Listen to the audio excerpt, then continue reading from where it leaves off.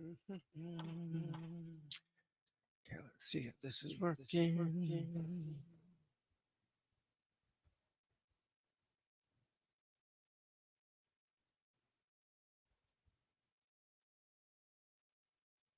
Hey, there we go. Boom, boom, boom, boom, boom. Nice. Okay. So while everybody's kicking in right here, I have to go over and do something in Throw 'em off track. They did this. my YouTube. Um, I need to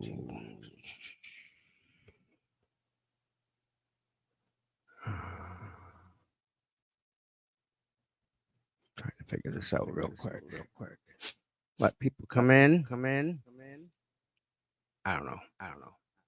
That I got to figure out.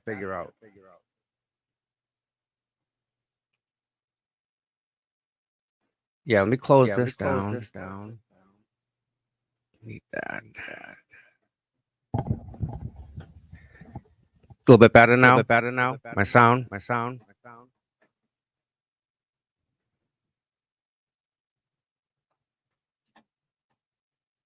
Better. A lot of people coming in. This is nice. So, trying to find it. Okay. I hope everyone's having a wonderful Sunday. I hope their weekend was great. Hope everybody was safe, healthy. I'm just coming over a cold. Man, totally knocked me down.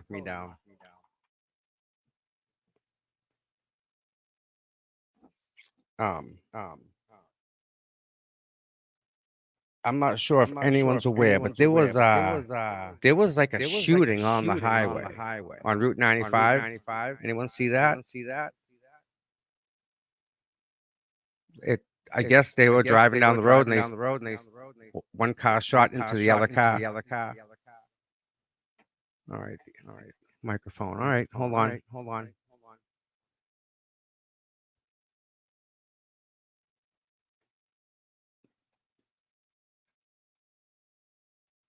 I'm trying to close down all the things that would be echoing. Shut my mic off for a second. Oh, is that better? Nope, that's the echo, right? Better? Nope. Better. How's that? Is that better, people? Sorry. That should be no echo right now. Is that true? Yay. Okay. I'm sorry. That was my fault. I have a mixer.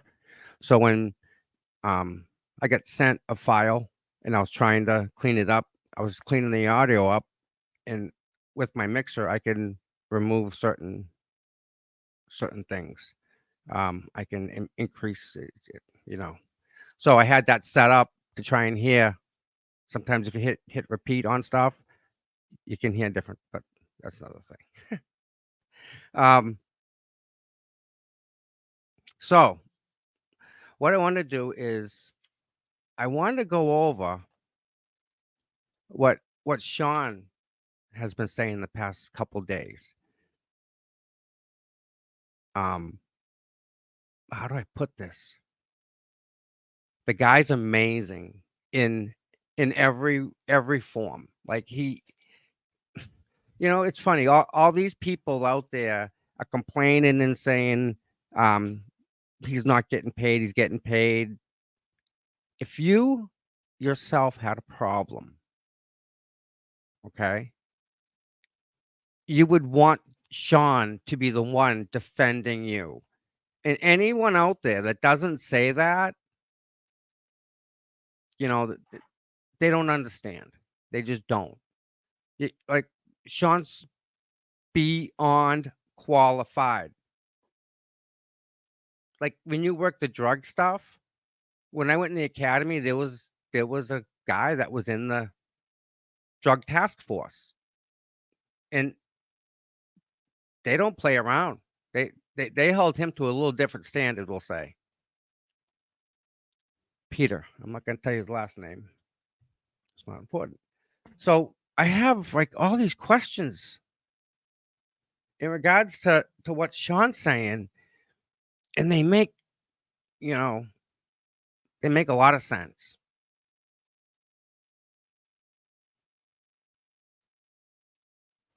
I'm trying to find my all right, so my friend gives me a ring today. Let's see if I can get him back. See if I can get him on here. He gives me a ring. He doesn't have a problem with the police will say. He's got a problem with the fact that he can't comment on what the police do. So he's like an activist on the South Shore down in New Bedford, and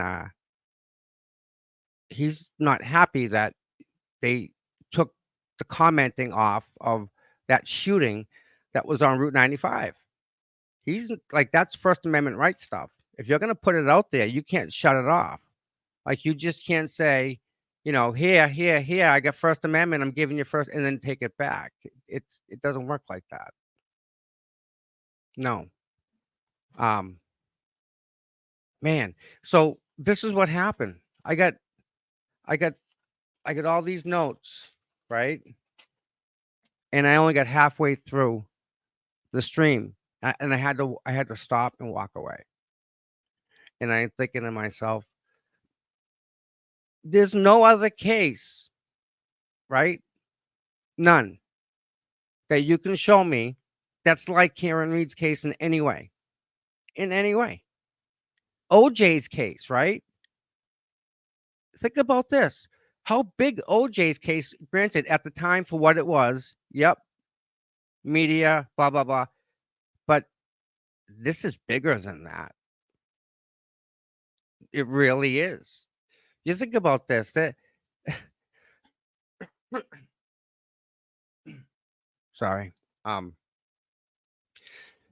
this goes against exactly what is not supposed to happen. And it was allowed to happen. And then you have all these different levels of people that are like involved.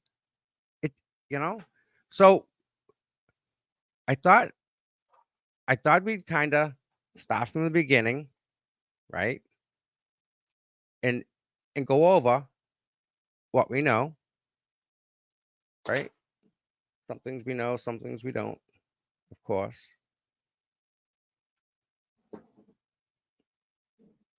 Um and I think we can come to some agreement that there's certain factors in this that's going to make it nearly impossible for any reasonable person to come to a determination that she's guilty, because what they've given us for facts, okay, what we have, what we talk about. um that's Jamie. Hey, Jamie. Nice to see you. Excuse me a minute. Doesn't work on my end, but you know what I mean. um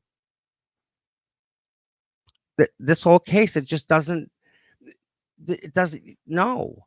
How does the defense not get the evidence? Okay. How? How does that happen? The prosecution gathers the evidence at the scene. Okay. Now the defense gets to look at the evidence and and challenge that evidence, whether or not it's in or out of court, and they go from there. And they have to play by the rules. And I got to say something before we back up. Speaking about rules, um, I don't know. Has anyone in here watched Merb? Do you know who I'm talking about? Anyone on the right here? No Merb?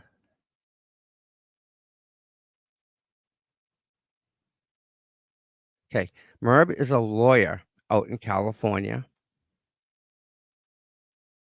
He's pretty smart. He's actually very smart. He's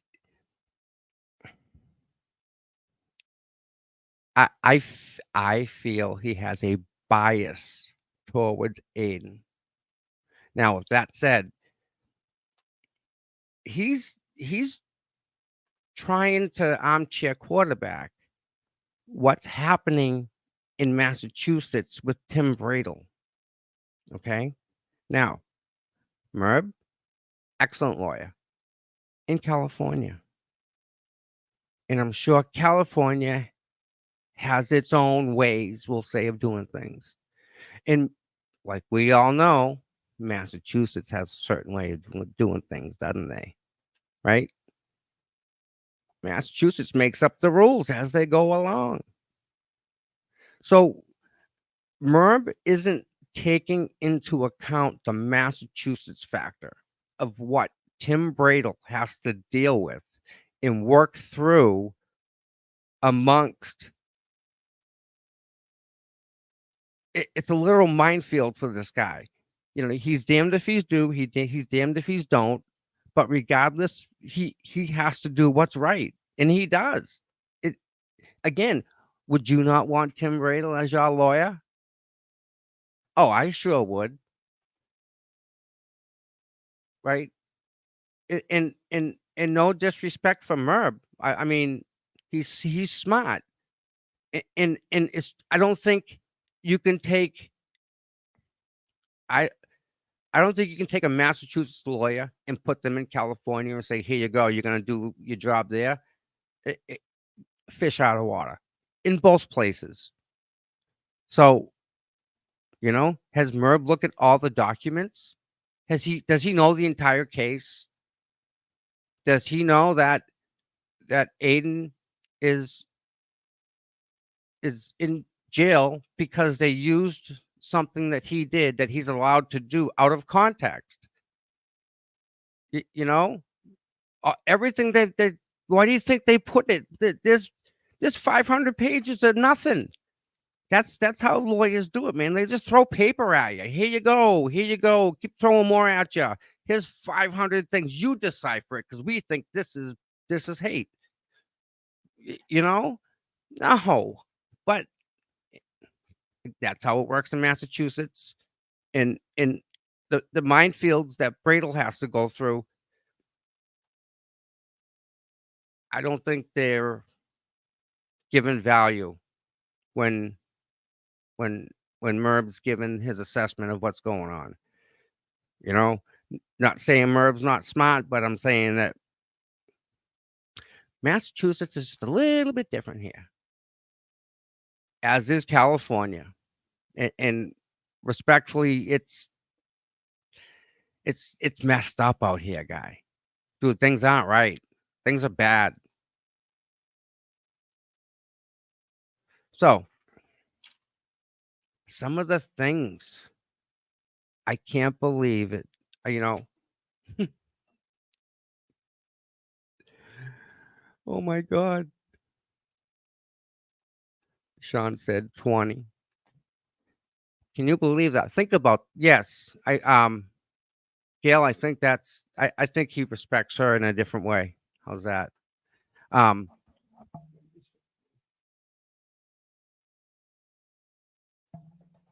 um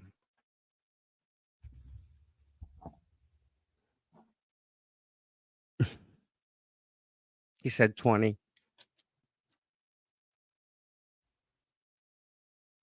Okay, let's go over this. Because this is just something. So Karen goes drinking out with everybody, right? And I'm gonna try not to swear because it's Sunday, and I'm really trying hard.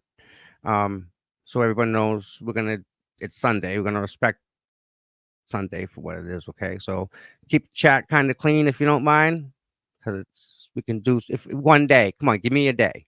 Just give me 1 day. Oh, there's my bud. All right. So I'm gonna send him a link. Um, a copy. He because of his job, he may need to pop off quick. So, here we go.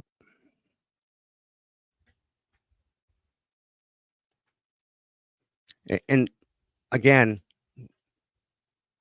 this kind of has something to do with Merb. I think Merb needs to listen to what my my New Bedford guy says. Just waiting for him to pop on. Yeah. But at the same time, right? I like you can't compare what Bradle's doing, okay, and how Aiden ended up where he did, and for what he ended up, it's a little sketchy, and I don't think that's portrayed correctly in some of the things that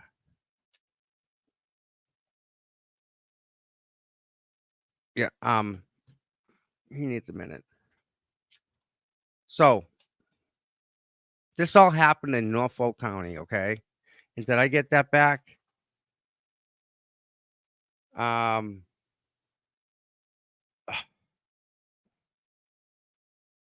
I have a friend who's hanging out with a friend of mine, and he won't send me any pictures. Who wants to see Mr. Morrissey dance? That would be like, you know it. That'd be good video. Um, okay. So so this all happens in Norfolk County, okay? And the way it goes is if there's an accident that ends up in a fatality, God forbid, in a town, well, unless the town has resources that can do the investigation and do like the analyzation of the blood and whatnot, they have to pass it off to the Mass State Police because they have the facilities, location, labs. That also is in Norfolk County. So they try and keep it all within the same county. Each county's got a budget. Um, so Massachusetts has, quote, the best, right? That's what they tout themselves, the best of the best. And I'll tell you, some of the troopers that I know personally are just that. I worked with the guy that ended up being a trooper. Hey, where did he go? I think he ended up out the western part of the state, way out in North Adams, I think. Uh, when I worked with him, he was dedicated, hardcore, gym every day, run 10 miles, go to work, eat eggs in the morning. He was built and his life was dedicated to be a trooper. That's it. And he was good at his job. Those are the people that we want in our lives because we know they're smart, they're intelligent, they do the right thing. I know that from that. So I'm not going to sit here and say that Norfolk County is full of bad people or Plymouth County or Barnstable County or Dukes County because there has to be good people there to run everything because crimes get committed still, people get prosecuted and people go to jail. It happens to the right people, guys, okay? So not every single arrest is wrong. We gotta kind of remember that, right? Some things are correct to be arrested for. That's why we have it. Um, Come on now, he's supposed to be here. He wanted to talk to you guys about that shooting on 95.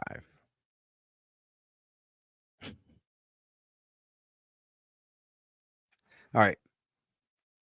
So my buddy that wants to talk about Norfolk County taking away his First Amendment rights to discuss that. Now he's kind of a reporter. Um, he does a lot down in the South Shore, and he's been a really big supporter for Karen Reed. You know, there's certain people in certain parts of the state that it's nice to know, and he's one of the South Shore people that I bounce stuff off once in a while. So Karen goes out drinking, right? Now, when we see the video of her showing up at the bar, she's happy, right? She's very, very happy. Expectedly so. John, very welcoming. Expectantly so. Okay? If I hear that these guys were fighting and arguing over cereal, you're telling me a lady this intelligent and John, smart as he was, arguing over cereal.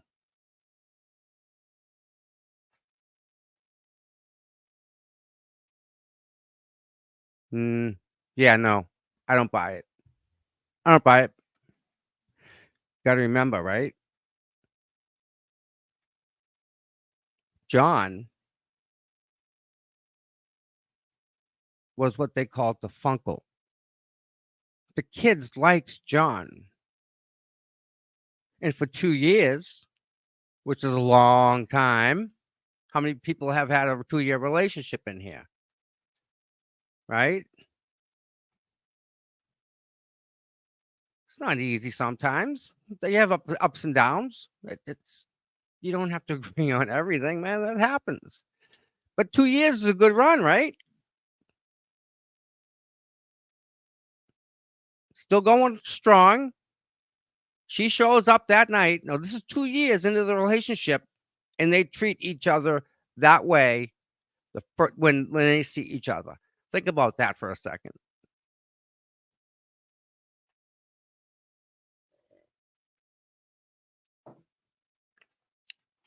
They've been together for 2 years, and the video that we see shows them hugging each other like that. They've been together for 2 years, and you're gonna tell me they were what, arguing over what, cereal in the morning, and that ended up into what, murder at night with the love in the middle. Like you can't get there.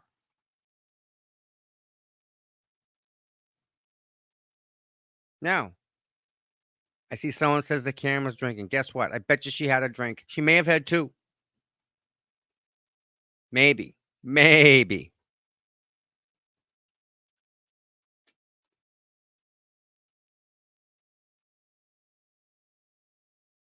What did she buy? Oh, she probably bought a round of drinks for everybody, which I wouldn't doubt. Yep. Did she drink all 9 drinks? Absolutely not. She gave them out. You buy shots, you buy a round for the table.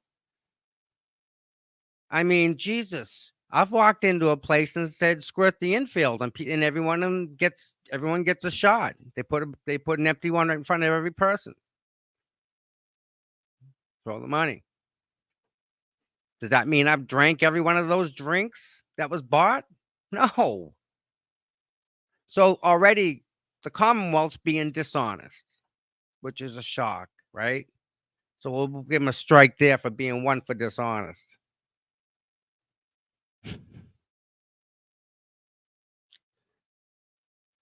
It says she had 9. She was still over the legal limit at 9. I'm not sure she had 9. Okay? If she had 9 drinks, I promise you they'd have video of her pounding all 9 drinks. Show me the video. Hence, Commonwealth is being deceitful again. That's another strike against them. That's 2. They don't show her drinking all the drinks.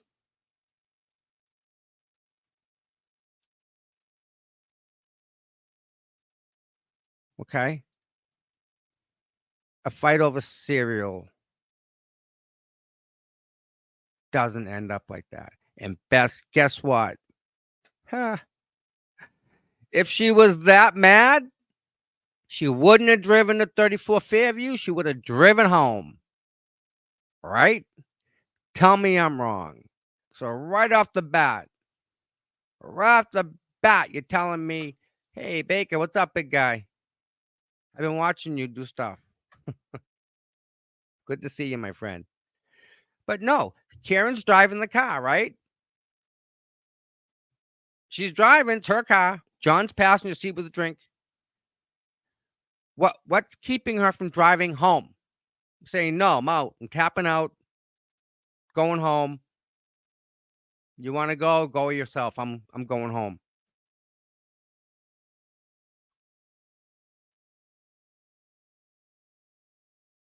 That's what would have happened if she was angry.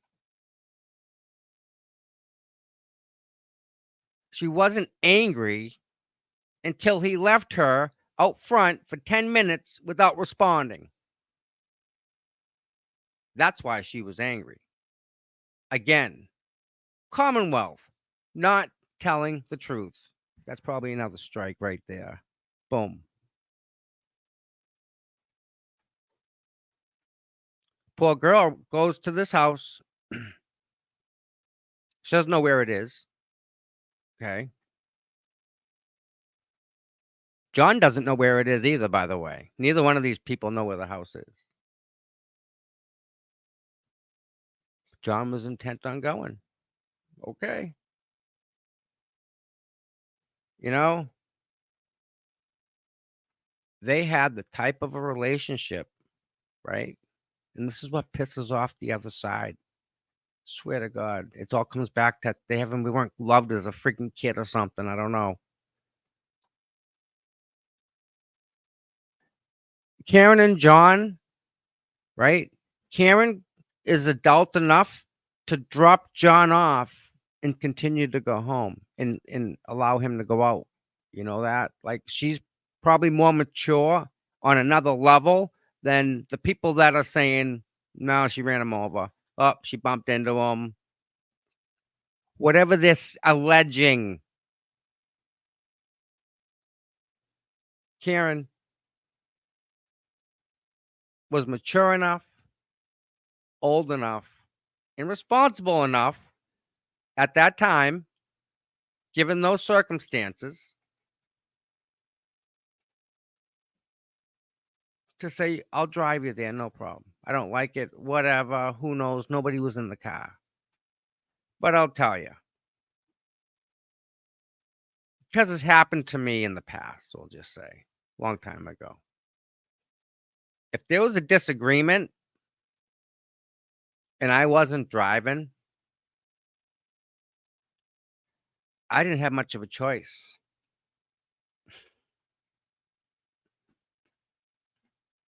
That's just a fact. But she was okay with that, right?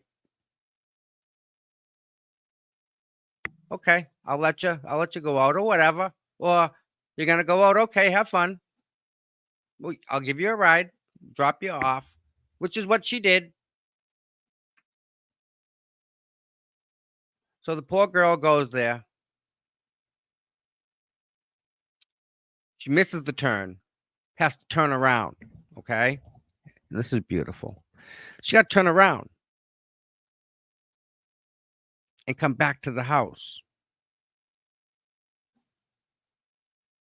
Next thing you know, there's a big truck behind her. Now, what she did is she pulled to the driveway. John got out of the passenger's side door and walked slash maybe ran fast. He was 6 feet tall. He had to take 3 steps. He's at the front door. I mean, he's a big dude. His stride is equivalent to some distance here. So, especially if he does a trot, trots in, we'll say, human behavior, right? I'm going to get to that.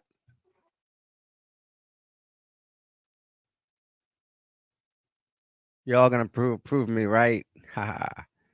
Oh, by the way, we may have found the Fort Edge. I'm just saying. So,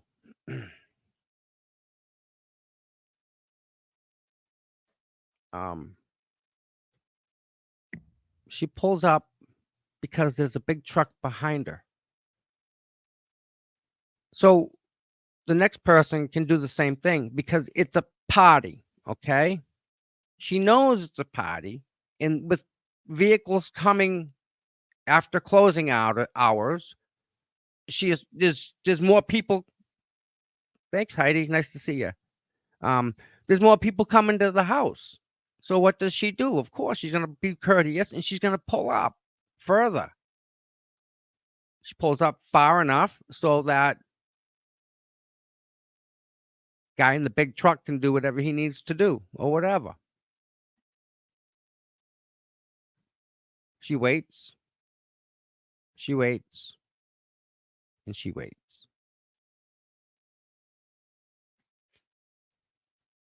It's snowing out.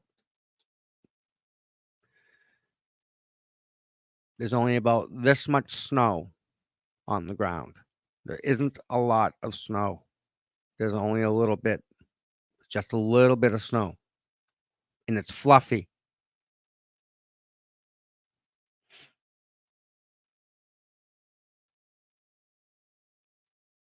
So she waits. We're still waiting here, right?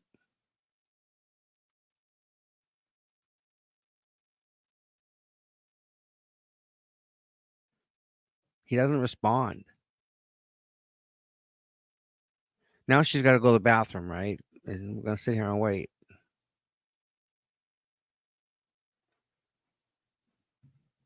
Beep, beep, beep. Hey, what's up? I got to go. You good? Beep, beep, beep. Hey, you okay? Let me know. Beep, beep. I'm going to take off. Got to go to the bathroom. Beep, beep. Hey, what's up? Let me know. Come on now. I can't get out. I can't walk. Come on. You know that. So it's going back and right. We're still waiting.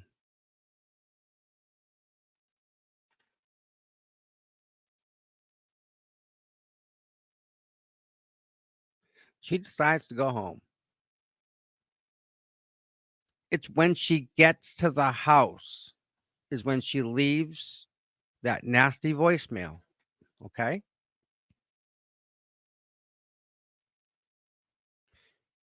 You can hear her heels clicking on the cement floor as she's on the phone, right? And that's her laying into John. Ba ba ba ba ba ba ba ba ba ba ba ba ba ba.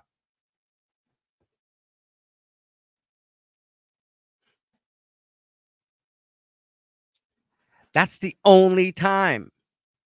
Is that time on the phone? Everything else was text. She never said she was mad at him until she got home. 12:45. She wasn't mad at him until 12:45, according to the Commonwealth's information that we're going by. This is correct because they have her on the phone coming out of her car, yelling on the phone. So she's not mad until she gets to John's house.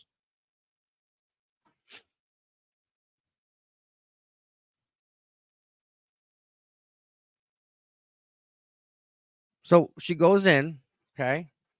Now, we can talk about, and we're gonna talk about what happens on the back end of it. Because a lot's been said, and I don't even know where to start.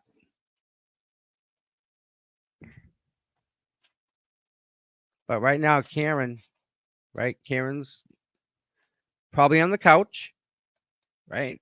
I can see a nice little pillow, blanket already on the back of the couch. I can see her there laying down, waiting for him to come home in her pajamas or whatever, waiting. And then she wakes up and he's not there. So she's worried, which, Jesus, yeah, okay. 4:30, right? We'll say 4:30 and he's not there.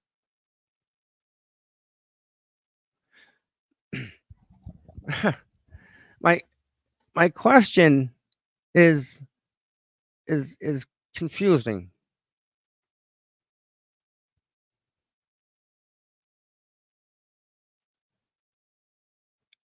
She makes the phone calls to look for John. Is he there? Is he there? Is he there? No, nope, nope, nope. But we'll go look for him.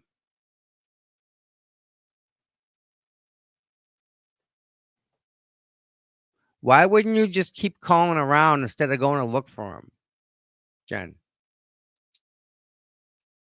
We'll go look for him.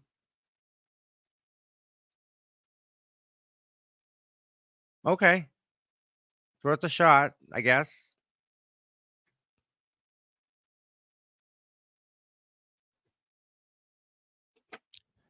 Oh, do I have it?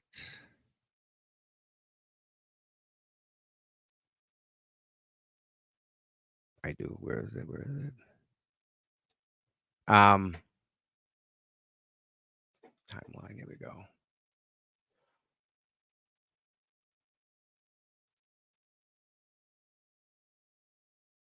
So Karen is. We're gonna put Karen back on the couch. Okay. We're gonna call it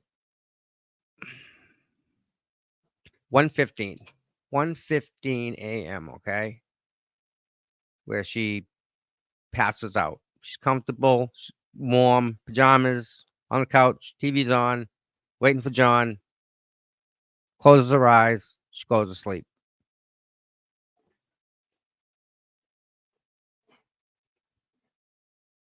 What happens after that, right?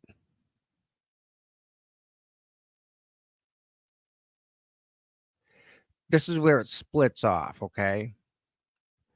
Do we talk about the fire drill, whereas the house got emptied out, like emergency, emergency, get out, everyone out, everyone out? Like, do we talk about that? Or do we keep on what Karen did, right? If we keep on Karen's track here, okay, we can't necessarily talk about um, the other tracks and insert them into this path. So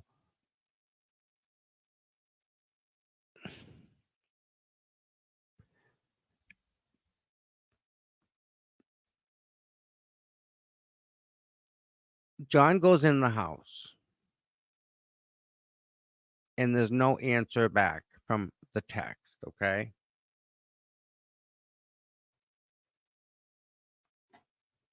Here's where one of them branches are, right? They say that Colin was not in the house, okay? And and I saw it this morning and I didn't even save it on my phone.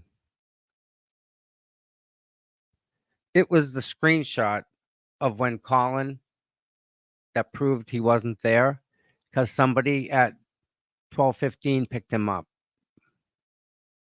Supposedly. It's in text. It's a picture of it. What's messed up? What's really, really messed up? Human behavior.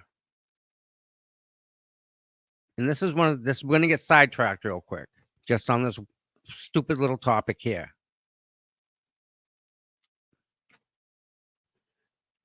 Right now, right? Human behavior. Go get your cell phone. Go take it. We're all going to do an experiment.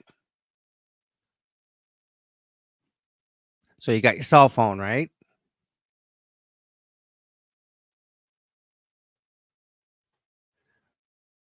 Look at your text messages just alone. Just hit your text message button, right? Where it shows your people.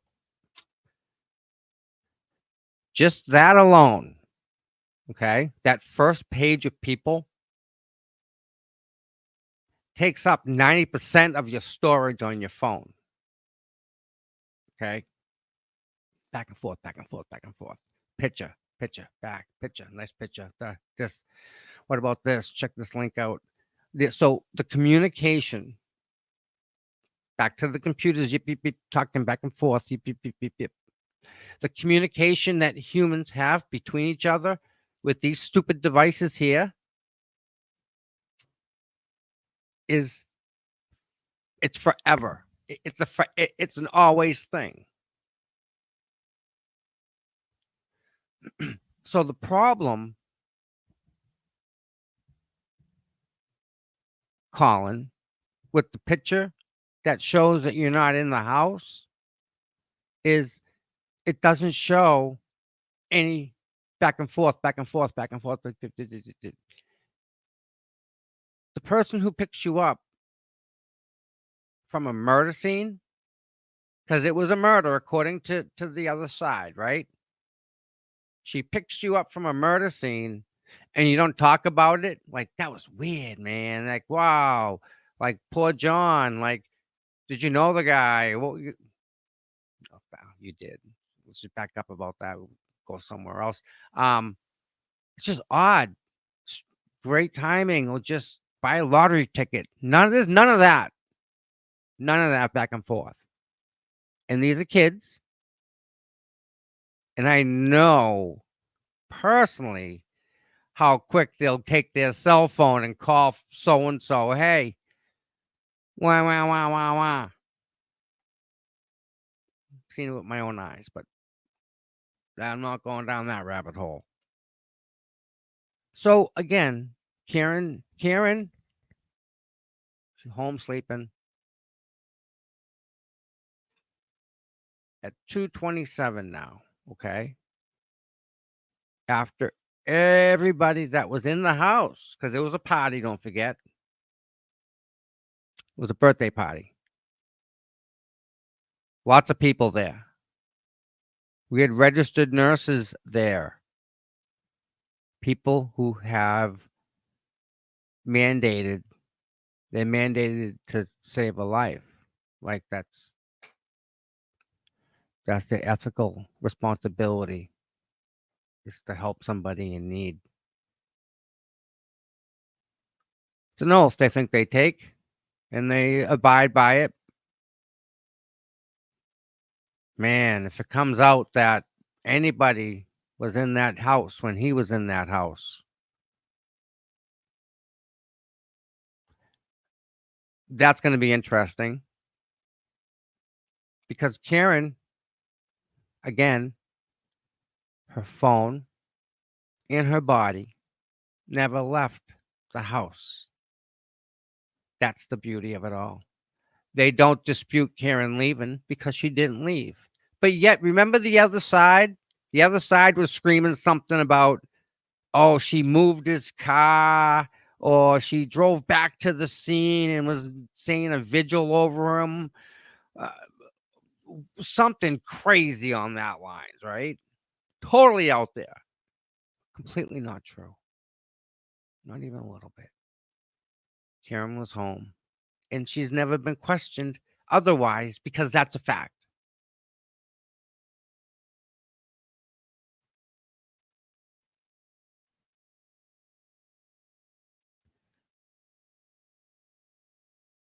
At this point, he's not home. And,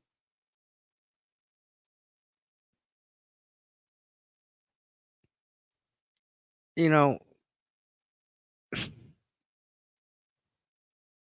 when she called Jennifer at 5, or when she went over there at 5, like she left to go,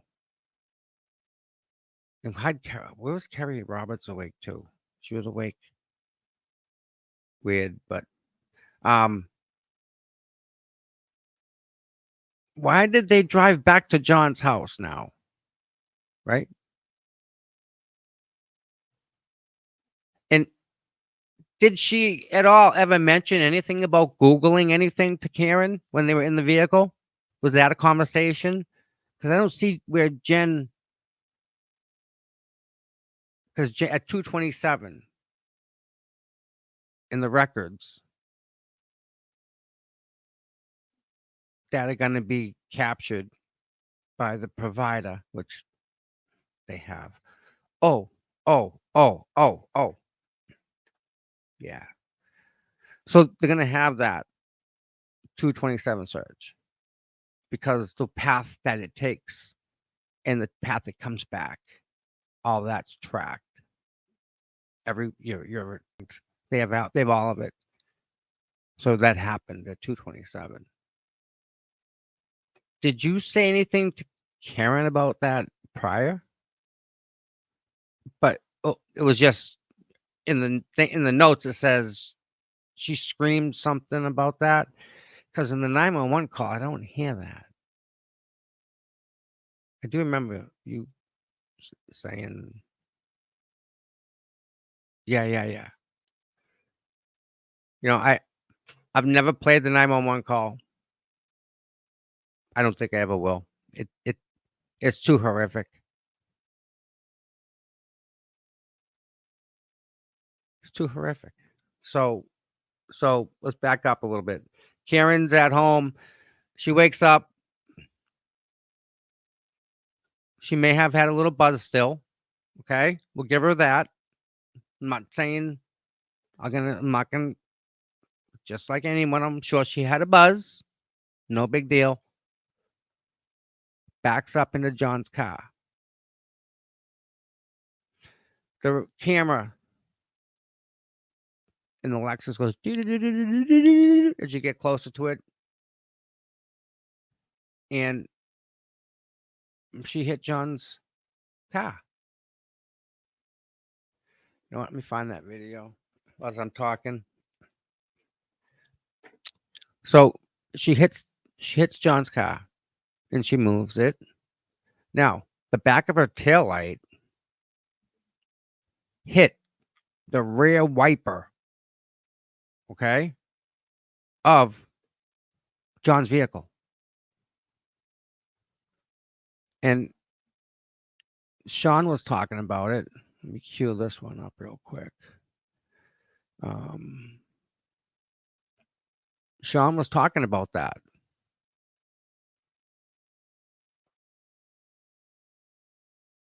Okay. Share this one. This is John's backyard side yard / driveway. Okay.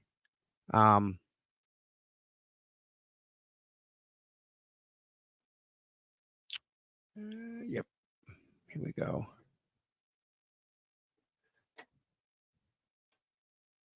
So it's not big at all. Like this is his side yard. And his vehicle was parked here. So for her to get out of the driveway to make that the wide left-hand turn to come back. So yeah, of course, it makes perfect sense. Just like Sean says, look at the snow in the tire tracks in the snow, and you can take the measurement from there to the rear bumper, because that's a measurable distance. You know the overhang from the center line of the rear axle, because that rear axle is exactly where the tire track is or isn't. So from that spot, they can measure back and put the vehicle directly on top of where it's supposed to be here. I think I have it on the side too. No, I don't. Okay. So already she's getting up, she's a little buzzed, and she's backing out, and she bumps into that. I actually have that on video. Where are we? Oh yeah. Why? Where is it? Come on.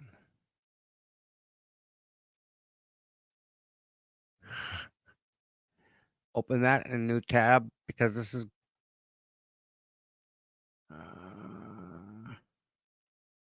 John's house. We did that. Yeah.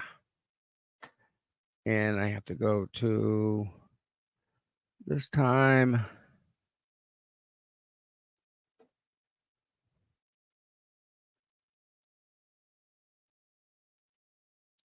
Right. Okay. Let me share this one. Now, this is a video that I made. I actually measured from the ground to the third brake light. I'm sorry. Let me back up. I measured from the ground to the third, not the third tail light, the rear wiper that's integrated into the rear window. There's a wiper in the back of the Traverse. The wiper is what came in contact with the part of her bumper that popped off the plastic. It's an overlay. And I took another picture of that. I have another picture of actually how it's designed. There's a piece of white plastic, and then they take a piece of red plastic and they overlay it on top of this. It's like a ridge. So when it hit, it popped the ridge off and left the white overlay there. So let me share this screen and we can watch that. That's fact. That is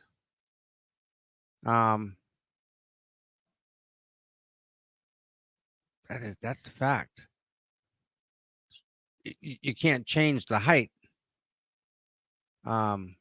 This is across the street. We don't want this one yet. That was my mistake. It's this one. So share that one. Yeah, I got pictures of across the street because across the street has cameras that would show exactly what is quote alleged to have happened. All right, here we go, guys. I hate my voice, but here we go.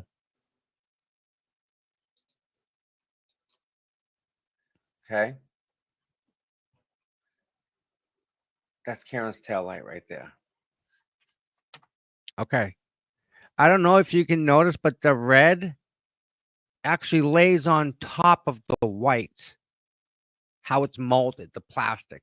If you took a screwdriver and a hammer and you hit that crack, you could pop a piece of it off if you run that seam. But here you go. That's a measurement from the ground. The height. Somewhat. I didn't take the measurement of this. However, I'll give it its value. That's the height of the tail light.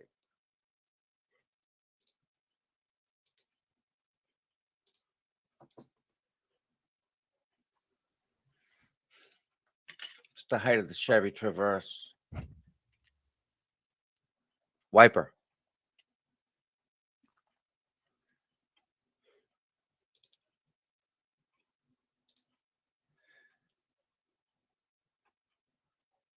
And where is it?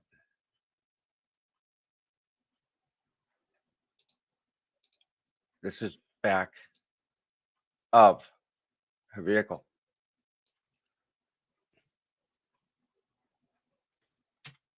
Okay.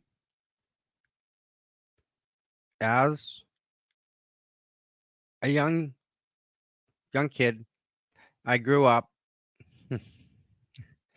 I grew up with my dad that had an auto body shop. So I kind of know about fixing cars, whether I want to or not.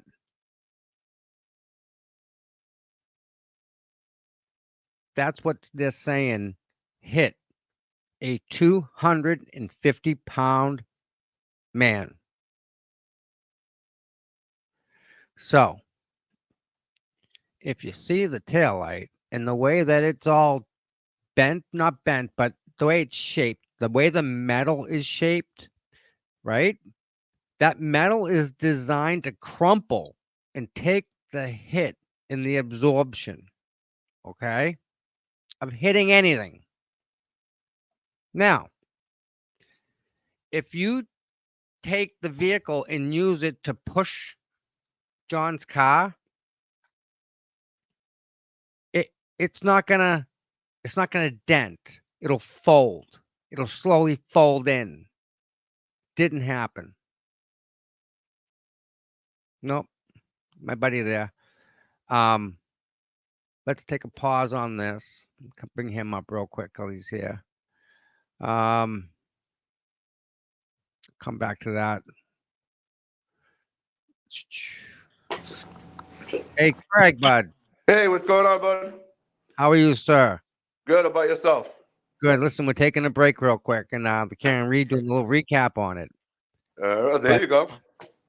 Karen Reed's trial and everything is happening in your February county. 15th. Yep, February 15th, right? Yeah, it's coming up. Coming up. So, what do you got for us today, big guy? All right, so I guess we'll talk about the Norfolk DA thing real quick, just in case I get thrown off here because I'm at work. Real quick, it's Sunday. It's Sunday. Yeah. Let's try and keep it nice. I will. I'll keep it nice. I try not to be the mean guy right now. I try to watch my language sometimes. But anyways, so the Norfolk DA. So the issue I have with them, and I'm dealing with the same issue in New Bedford, and there's another police department we already signed a non-disclosure and they fixed it. So I've already had one police department that this has happened with that has already reversed, and we signed a non-disclosure over, but they're all taken care of. All right. New Bedford, I'm having the same issue with the city councilor. So the law states you can't block critics on social media. Doesn't matter if it's a government organization or a politician. It is against the law to remove somebody from your Facebook page or block their comments. Problem I have with the Norfolk DA is they blocked everybody's comments. I'm going to reach out to them just like, I've done with everybody else, and I afforded them first. I reach out to them. I have a conversation. I give them 14 days. If within 14 days they don't unblock the comments, I then send them an intent to sue. If within 30 days on the intent to sue, they don't unblock me, I will then file a lawsuit. There's an elected official on the 9th that I will be going down to process a lawsuit against. If this woman does not remove me, she may be waiting till the last day, because this woman actually created another Facebook because she realized that she couldn't do it after I sent her the intent to sue. And I will do the same to the Norfolk DA's office. I'm not playing around. This is something that I'm very big on, right? I'm big on transparency when it comes to our local government officials. I'm very big on being able to criticize them. Now, I'm not one that's going to go in there and say certain things that I've seen other people say to people online, but I will criticize you if I feel something's wrong. And law states we are afforded that right via our First Amendment rights. So I will be calling. I thought he had an email. I couldn't find it. Some DAs do, some DAs don't, right? So I thought they had an email address I can't find. So tomorrow I will be calling the DA's office. I don't care if it's Michael Morrissey or it's somebody else that's there. I'll get their name. I will let them know. I'll afford them the same rights I have done everybody else, but they need to allow comments on social media because they have to. Okay. Now, what's the punishment if they don't? So there's lawsuits. I can. So for example, there's a woman. I'll say her name because it's no secret. I've been hammering her back and forth by the name of Councilor Linda Morad in the city of New Bedford. I sent her an intent to sue for $5,000 at this point because I've tried multiple times, as well as unblocking me on Facebook. If she doesn't do it, I will go to court. I have an attorney on the back end that I'll just have to drop some money on because I don't want to deal with it myself. And not only will I ask for the maximum amount in civil court in the district court is $7,000. Not only will I ask for the $7,000, but you can also ask for attorney fees on top of it. So if I go to small claims, I will ask for 7,000. Now, if I do somebody like a district attorney's office, I will go to the next step, and maximum is $50,000 they would have to pay. So it really depends on what court and what you think you're afforded at that time. But I will not take a district attorney to a third district court. I will bring them up to Superior. Well, I will tell you that I had a city councilor, and she was in charge of, I think it was Ward 1. That's Same what we're lady, talking about. same lady. And she said to me, quote, and I think I still have it on video. Well, that may be the law, but that's not how it is in New Bedford. That's how it's normally not in New Bedford. But they haven't dealt with somebody like me It's yet. corrupt. It's way corrupt, and it's been Yeah. corrupt. It's Mhm. I've had experience there, and you're fighting a big battle down there. Are I'm you going aware? against the chief and Are you everything. aware what we're doing on Tuesday? What's Tuesday? No, I'm not. Tuesday, we're having a standout at Michael Morrissey's office. Ooh. Yes, resistance to silence. Paul, Tracy, and Dana. They're setting up a nice little protest. Peaceful, only peaceful. Like we're not. It's not anything like we're not gonna rush the house, nothing like that. Yeah, Just everything's got to be peaceful. very You nice, don't. very respectful. Just we're allowed to voice our opinion, right? And we're gonna do, you know, if you can just get the word out that we're gonna do a little hi, how you doing type of a party down there. Absolutely. If you send me the info in the back end, I'll definitely get it shared out. Hey, can I touch on one other thing? Can I touch on this Please. Karen Reed thing real quick before I go? As long as nobody wants to. Absolutely. All Yes. right. So some people may hate me for this. Some people might not. Right. I don't think Karen Reed's guilty. First of all, I don't think she'll be convicted. But I think the supporters in this case are the most interesting. Right. I don't think, again, what they did to Karen Reed, John O'Keefe, that situation. Right. I wasn't there. I'm not a person that's going to make judgment either way. I think there's some crazy things that they hit, but I think the supporters are the most interesting in this case, on both sides. There's one guy I know he's on the other side. I'll start with him first. Grant, I think he's a moron. Excuse my Sunday. Hold on, I might want to be. I think he's in his own world, right? But I'm going to say one person that you guys are going to disagree with. Tom, I know you're going to disagree with because I know you like the gentleman, and I don't dislike him, but I consider him a rumor starter. Okay, that's cool. Sean McDolph, whatever his name is. Yeah. I don't think he's bad. I don't think he's a bad guy. Okay. But just like Grant, he's a rumor starter. I just don't like how they're putting certain things online, and then you find out it's way off. It's not true. It's happening on both sides. Again, I think Karen Reed's going to get not guilty. I think that the investigation was botched. I believe that the officers should be held accountable. I believe the DA should be held accountable. But I also think, as supporters on both sides, you got to think about what you put up. It does not look too good. And Tom, I haven't seen anything crazy from you, so this isn't obviously at you. You haven't looked. I've seen some on both sides that are just rumors, right? Yeah. You can have your opinion, but if it's an opinion, put it as opinion, please. Don't put it as fact. And that's where I have my problem with Sean. That's where I have my problem with Grant. And that's why I have my problems with whatever you guys call crusty panties, I think you call her. Asshole. Yep. Yeah, whomever. Yeah. That's the only issue I have. So I can tell you some information that may make you see Sean in the golf in a little different light. Okay. He can't come out and say this happened. He can't. He has. Well, I get that. He used to be a former. I know a lot about him, what he used to do.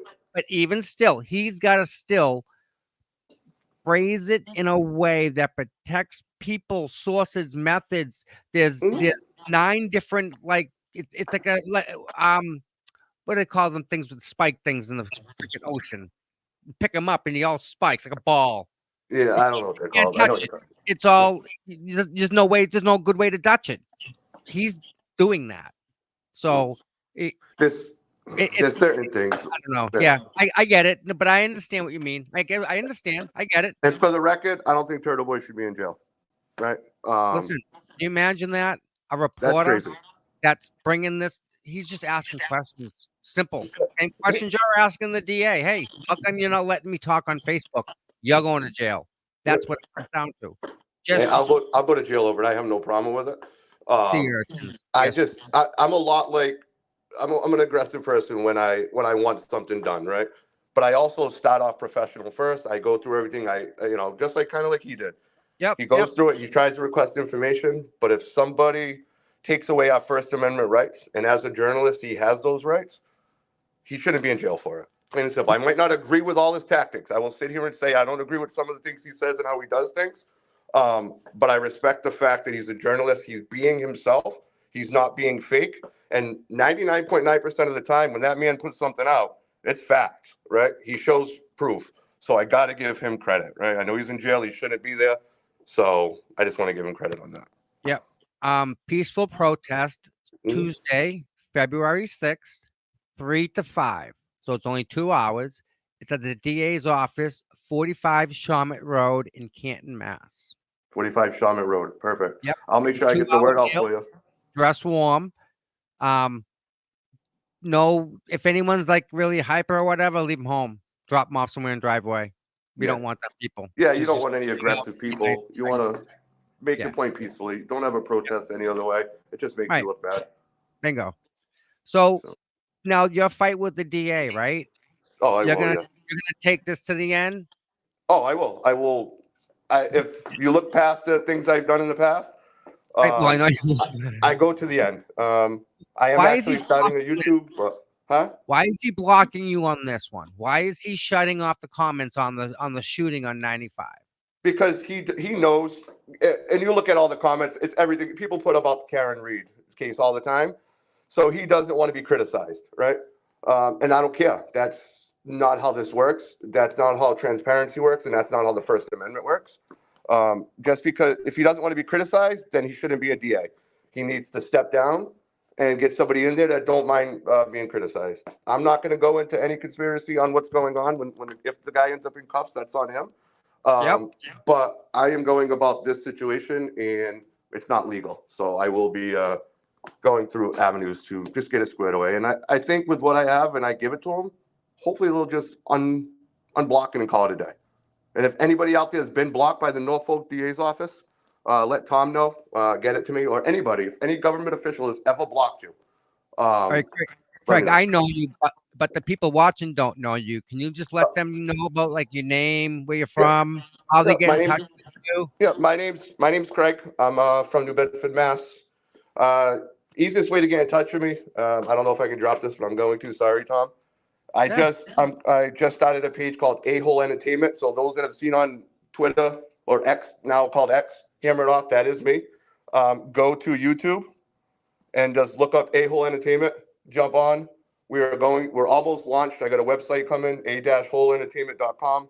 We are going to be launching soon, and it's all going to be First Amendment. It's all going to be stuff like that, right? We may be a-holes, but hey, I got dubbed that by Linda Morad, so I am now embracing it, and we are now turning it into talk shows and stuff like that. See, we get called minions and Piggly Wiggly employees. So, well, we gotta figure one name to generalize all of us. We're one all good a-holes. No. All right, so how much of this blocking, right, is just about the Karen Reed, do you think? Or I'll is it say 95% of it. so is that much? Oh yeah, 100%. There's no doubt, because if you go back and look prior to the Karen Reed, because I do research, the comments are all open. In this, okay, I get it. So, I'm pretty sure that it's not him because I have, he's at a fundraiser right now. He's out dancing and boogieing and stuff, raising money for a good cause. So we have to give him that credit. So right now he's out doing the deal. Right now, Mr. Morrissey. So it's maybe his office that is doing the public relations stuff that's shutting off all this comment. Is it only on Facebook or is it anywhere else? I haven't checked anywhere else. I've only checked Facebook. I just happened to look at the story. I'm like, oh, a shooting on the highway.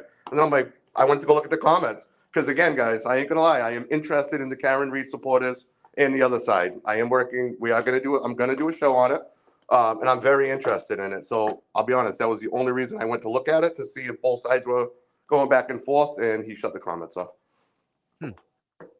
Nice. All right, Craig. All right. Listen, keep me updated.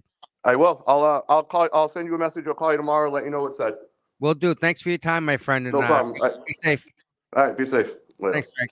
Bye. All right. How's that for a little break? Sorry about that, guys. Trying to break it up a little bit. So, how's that for some new Bedford news? He's a very active, very active down there. He's got a fight on his hands. I've been down there. I've fought the fight that he's fighting. I did it with contamination. It's a battle, especially with those people. You guys, I wish you knew the corruption level that happens in New Bedford. It's so much worse in New Bedford than what we're seeing in the DA's office right now, in the whole Karen Reed thing. This corruption is nothing compared to the corruption in New Bedford. That's real corruption down there. Like I had people park next to my car so close I couldn't get in. Right? So I'm like, what's up? And there was people parked in both vehicles. So people intentionally were giving me messages and stuff like that. Whatever. Don't care. Back to Karen. Let's go back to Karen. So Karen, we're gonna wake Karen up, right? We'll wake her up. Okay. She's buzzed. She's backing out of the driveway now. She's going. Let's see this thing. She's going to. Karen is going to Jen's house, or Carrie's. I think it was Jen's. To then drive back to John's, which is I find odd. So he's looking here. Do I have more video? I don't have it. I don't.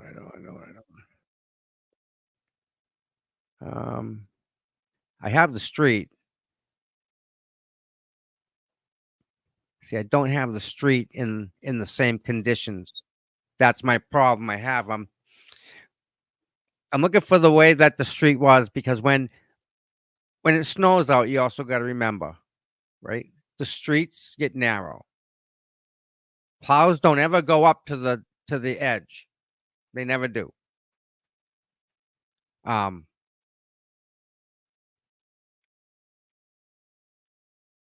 When they're driving back, they look in John's house and they don't find him. And then they go looking, we're at the waterfall, and then they went back to 34 where they found John. Karen said she didn't remember going there. Maybe she didn't. Right?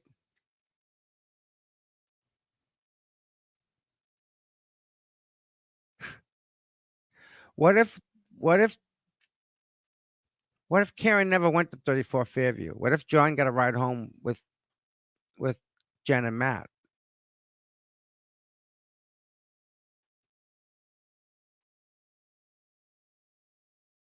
What if that happened? Because Karen said she didn't remember, right? Can someone help me with this? I'm looking in the Sleuthy Goosey documents here. I can't find out. No.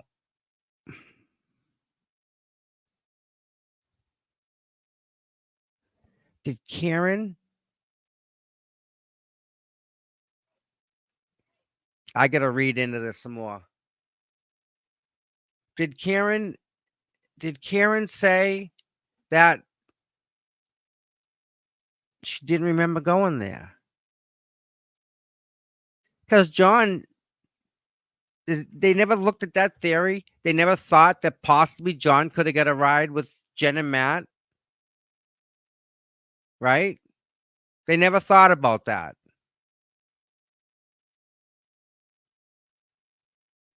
Right? How they even know Karen was there? Karen said she didn't remember going there, if I remember correctly. Now it's killing me. What do you do, right? Is that theory ever even been looked at by the prosecution? Did you know?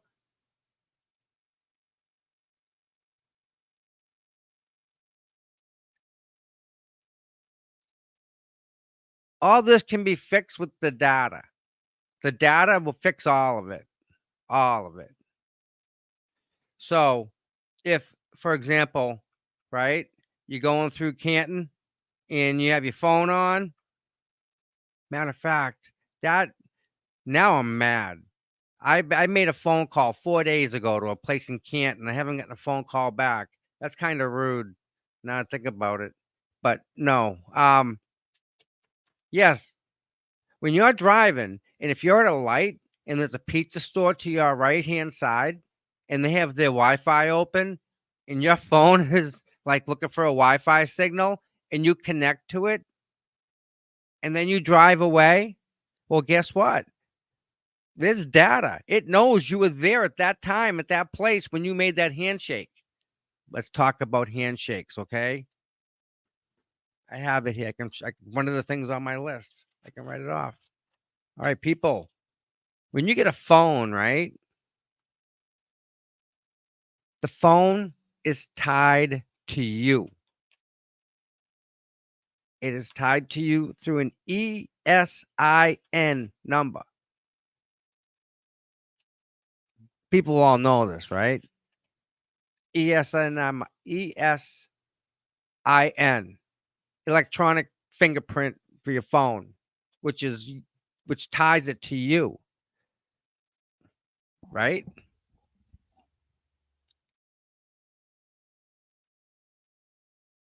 So every single phone has that fingerprint. My phone has that fingerprint, and your phone has your fingerprint. So if I take this phone and I dispose of it, we'll say, and I go get another phone, it's still tied to that ESIN number to the phone. The phone gets tied to me. So it doesn't matter. All them numbers, them fingerprints to them phones, talk electronically back and forth. So if you walk into your buddy's house and he's got Alexa talks and has the ability to be controlled through an app. So what Amazon does is they're brilliant. They do reverse on your head. They say, listen, we're going to make Alexa talk to everything that's there. And if something responds, we're going to set it up automatically through the app. You'll have no hassles. You don't got to do nothing. Just hit OK and let us do the rest. And they do. And it works great. There's resistance to silence. You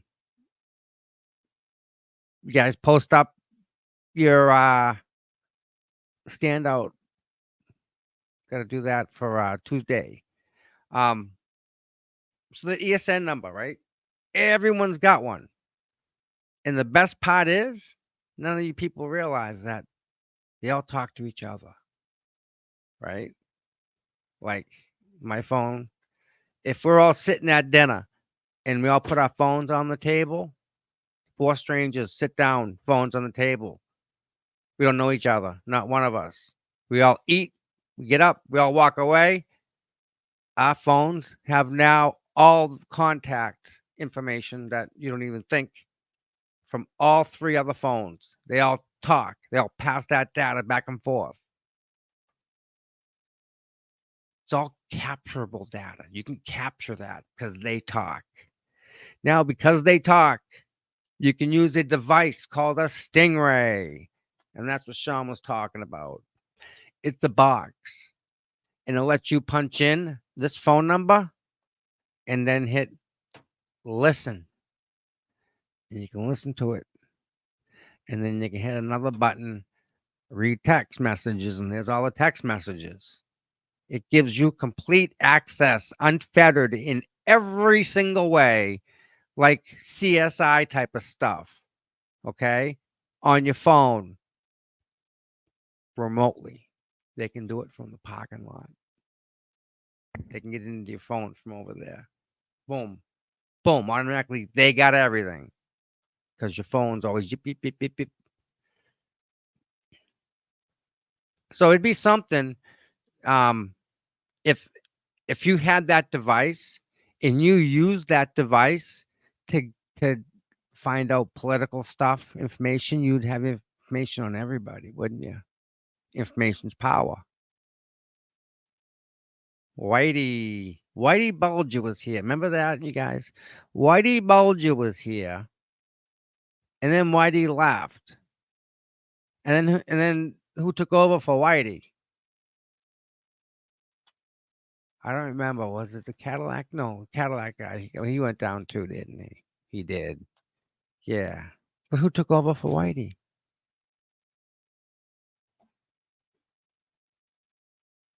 No. Must be something like Fight Club or something. I don't know. I wasn't invited.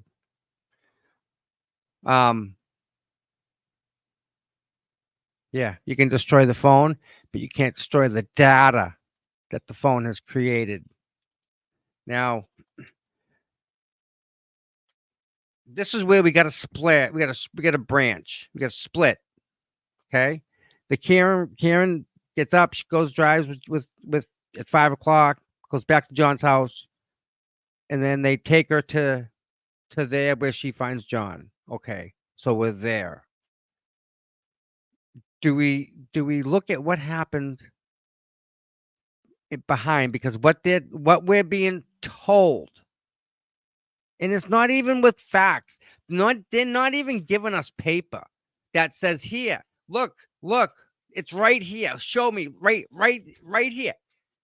They're not doing that.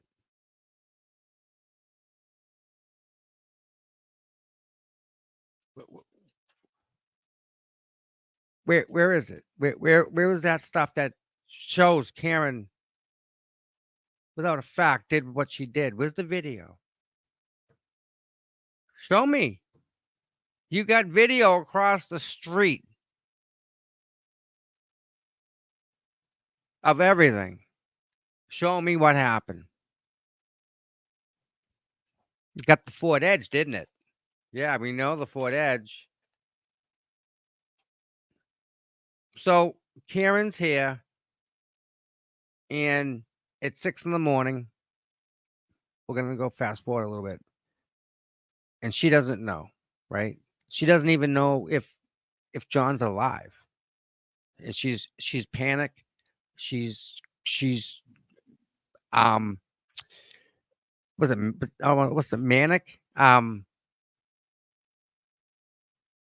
Like when you really just can't. There's something that you just can't process. Your brain, you can't. It's like an overload, and you just kind of like short circuit. We'll call it. She had that, and they wanted her to go, get help in the hospital, which is the right thing to do. Thank you. You know, but that was the way to get her out of the scene because she was hysterical, and rightfully so. That's yes, traumatized, exactly. She's trying to process all this stuff, and she doesn't remember going to this house. How does we know that she even went there? Right? We have one person that says he saw her, right? Nagel. Julie Nagel said she saw a shadow on the front lawn. Remember that? If that's her story, she's sticking to it. The shadow ended up being a body. How do you feel now? Oh, you don't have any feelings towards them? Oh, I didn't think so. Yeah. Matt McCabe said he saw her. Jen McCabe said he saw her. Pull up and leave, pull up and leave. But she doesn't remember even being there. That's funny. No one ever thought about that, right? No one ever thought that she never went there? What, because Matt and Jen said he went there? And if Jen knew that she went to 34 Fairview at the party, why would she try and go back to the waterfall? That doesn't make any sense. No, they never found the belt, and the clothes are all different. If you look at the clothing in the emergency room picture, it's completely different clothing than what he was wearing when you see them together at the bar. John's wearing the different clothing. I don't see jeans there. I don't see a hooded sweaty there. I don't. I see sweatpants, which means that maybe somebody undressed him and redressed him after he got hit by the car. That makes a lot of sense, doesn't it? Think about it. Would you redress somebody after getting hit by a car or getting beat up in a cellar? Yeah. So Jennifer's controlling the narrative, right? And no one ever thinks that she never could have went there, right? It's just based on what she's being told what happened because she doesn't remember.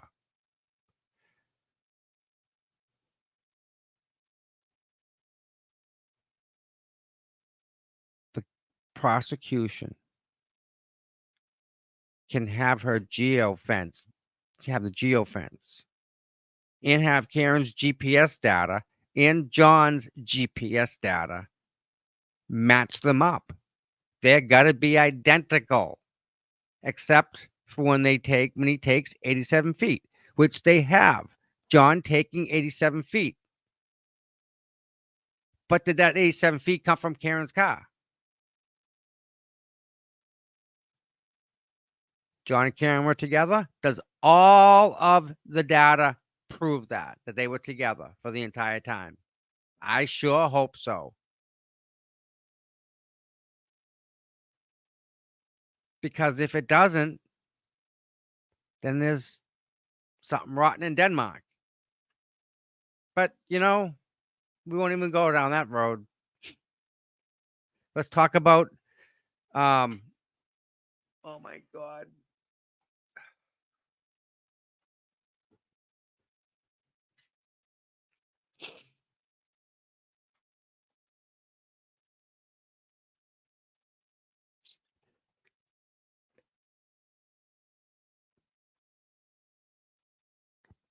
So,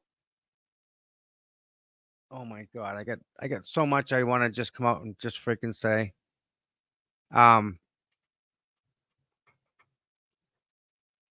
Karen's at the hospital, right? Then they're checking her out. In her car is where it is. She's not driving it, right?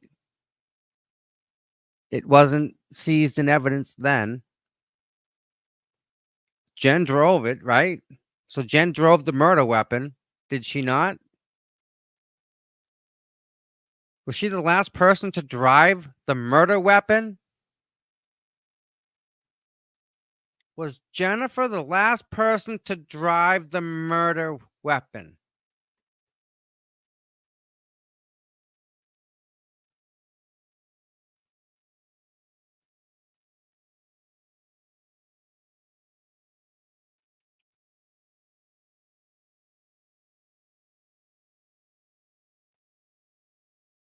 Yeah. Craig's in the chat.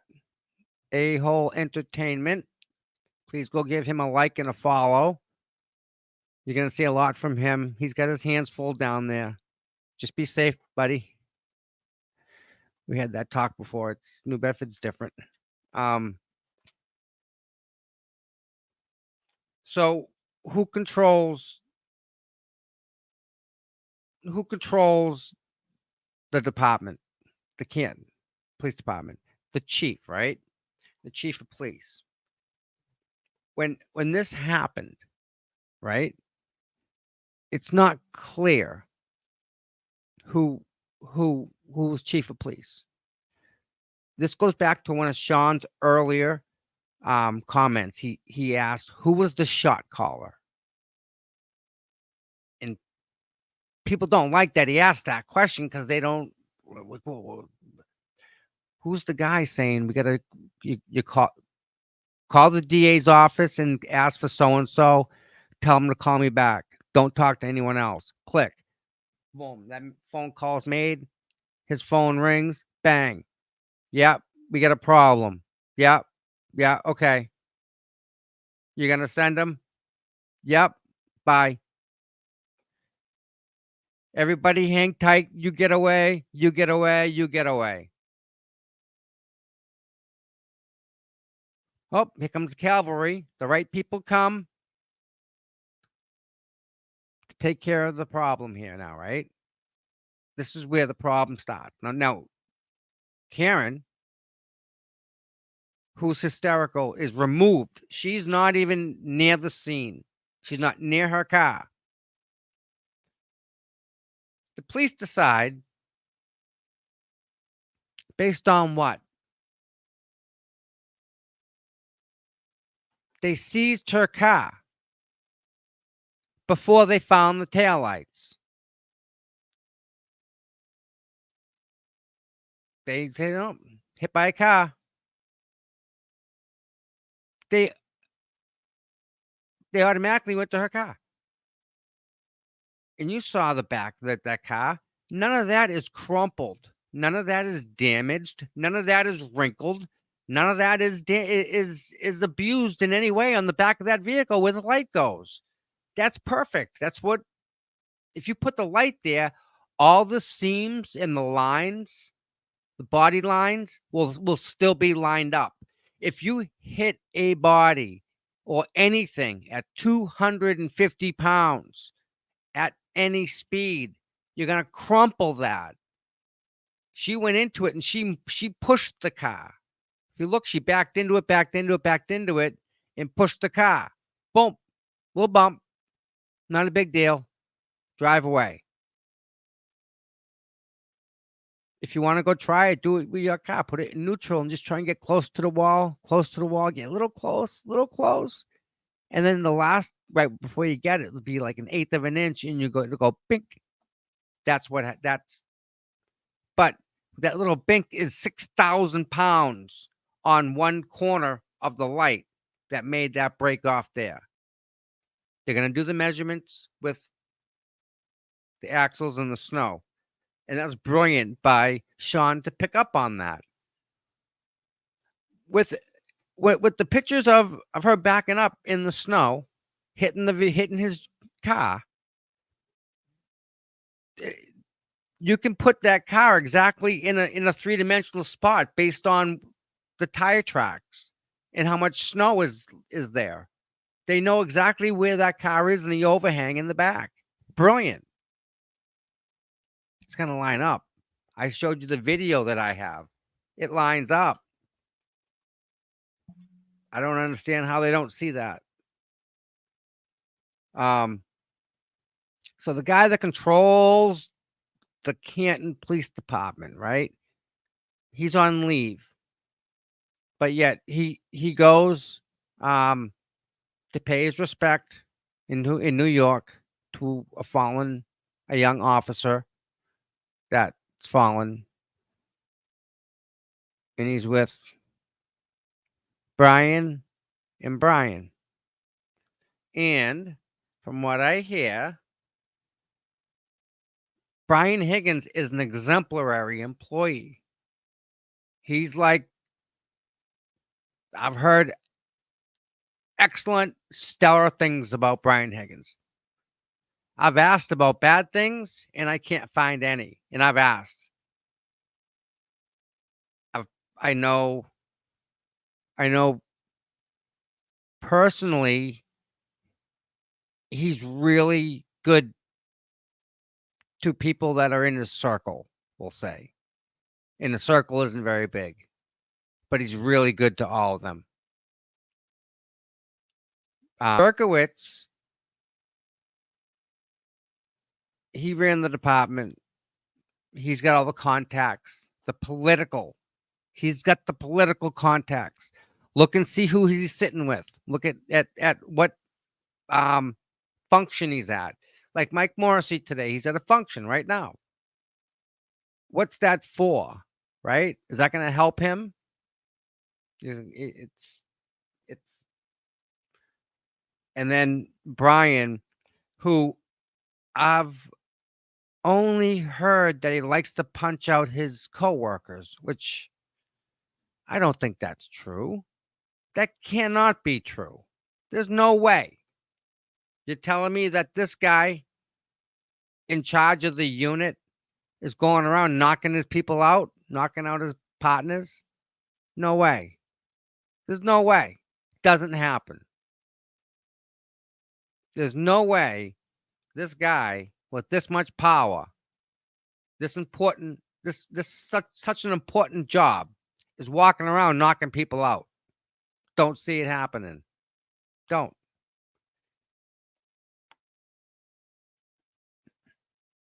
He caught the Craigslist killer.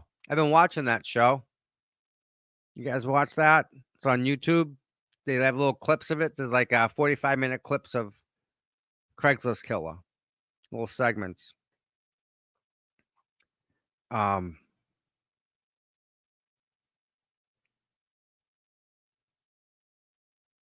You know, some of this stuff just kind of just doesn't make much sense when it's all the Aiden stuff, right? They shut him up. That's exactly what they wanted to do. They will shut him up. And now it's funny because he told me a long time ago. He predicted this. I freaking swear to God. Aiden predicted this. Aiden said they're going to try to arrest him and Karen and charge him with conspiracy. That's their goal. He told me that. And look at where they're at now. It sure looks like that. Let's go back and look at what they've based so far. Look at what Ken Mello is reading in court with no context in any way, shape, manner, or form. It's just, it ain't right. You cannot take people's words out of context, out of sentence, out of paragraph, out, and just throw them together and make word salad to make it, Are we allowed to do that to you? Can we do that? We can do that, right? Because that's what you are doing, right? Wow.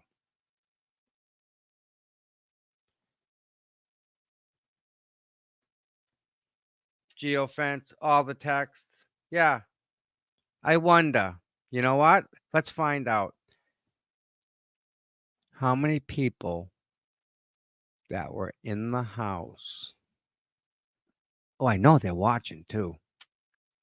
I love you guys. You're my biggest fans. I love you. Listen, guys. Who got new phones? Anybody? I'm curious if anyone did. Did anybody replace their phones? You sure about that? Really? Okay. I don't know about that.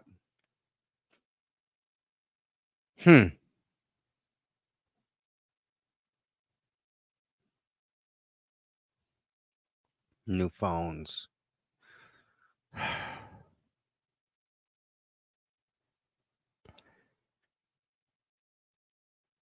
So, if the scene wasn't secured, right?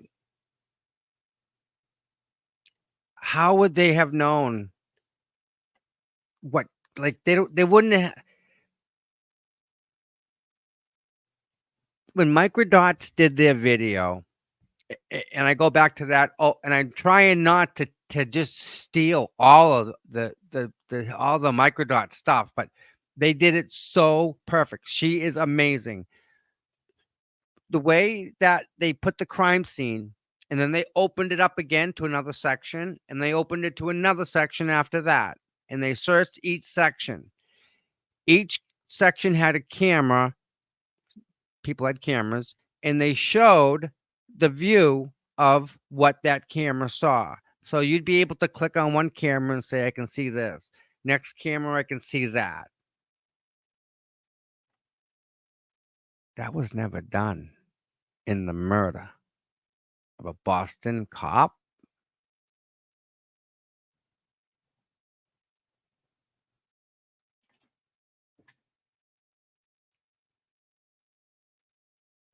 And I was gonna go protest at BPD headquarters. Cause I gotta say this. Hey guys, whether or not Karen or anyone, the dog, the car, doesn't matter.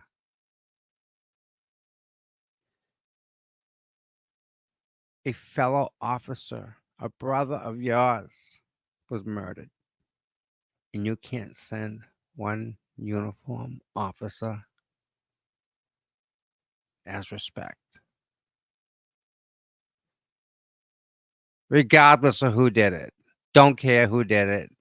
You can't even show one officer from BPD in uniform. Not one. Do we not have a color guard like get paid extra at BPD headquarters? They have a color guard that gets paid extra just to go to funerals and shit. No, they don't, right? Where are they? You can't send one freaking guy. Oh, yeah. You don't want to get knocked out? Unacceptable. It's a brother murdered. You don't even freaking come and show respect. Not one guy. All right. I'm just going to go over this. The amount of blood that comes out of the human head is amazing. You'll bleed out. All your blood will come out of your head at a good rate of speed. If you have a head injury and you bleed out, I'm sorry. If you have a head injury and you bleed and you don't put anything on it, like a Band-Aid, sutures, something to stop the bleeding, you're going to die. That's how our bodies work. It's human nature. It's our fluid. It's our life. We have oxygen. It's what makes us go is our blood. We love it, right? If you get a cut in your head, if you get a boo-boo, anything on your head, you got to get that covered. You got to fix it. Or else it's gone. Like, yeah. Where's all that? Where is it all? Where's all that fluid? Should have frozen, right? Should have frozen. Should have absorbed into his clothing, right?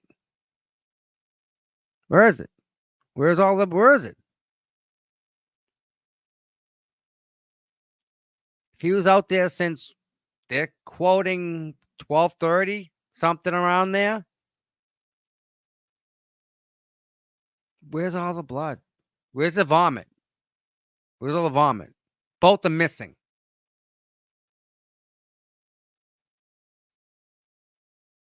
And why is the blood on top of the snow? The blood's warm, 98.6. Usually when you put it on snow, it melts. unless temperature of the blood has already cooled, which means he was already outside.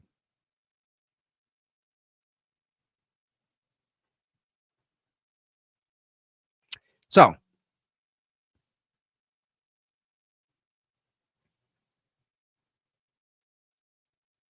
yeah. How can you have a party and just hit the fire drill and have everyone just up and leave? Poof, everyone's gone right now. Everyone out. Boom, boom, boom. Everyone, fire drill. So I just saw something in the comments, right? Let me read it real quick. Tom, they were saying you were in Canton the other day. Not that I listened to anything from there. Just wondering if you want to address what the fuck.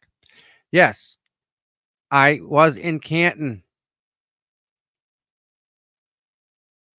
I was in Canton, all right. And I'll address it. And this is how ludicrous it really is. It's I don't even, it's almost not even worth my time. I stopped in the Canton to get gas. There was somebody parked in a parking spot. So as I walked by, I smiled. They didn't smile back.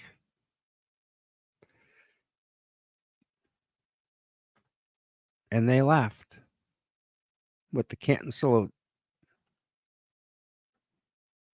Okay.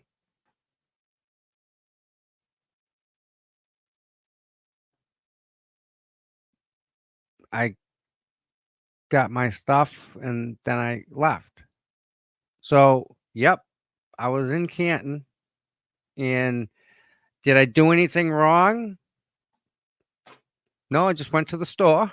Then I left. And I don't know if that's considered wrong or whatever they want to say. Or however, good luck to them. Do they need a vowel? Do they need help? I don't know. I can't help them. I just know what I know, and that's what happened. So whatever. Um, Missing clothing. What police officer doesn't question the fact that you're missing clothing? Time out. Time out. The people that were there on scene. Let's go back up here. Who showed up? Who's who? Law enforcement. Sharif was there. Mulaney. Lieutenant Gallagher was there. Lank was there. Sergeant Good was there. 1, 2, 3, 4, 5. Plus a dispatcher. Right? 6.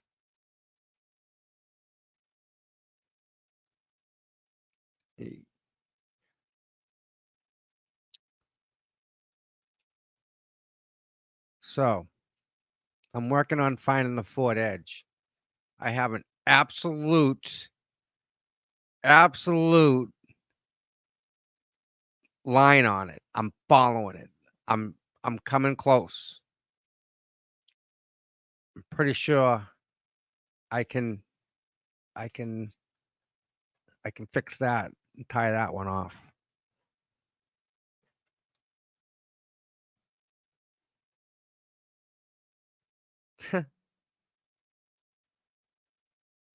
Why would the district attorney, why would he say Proctor was never at the scene?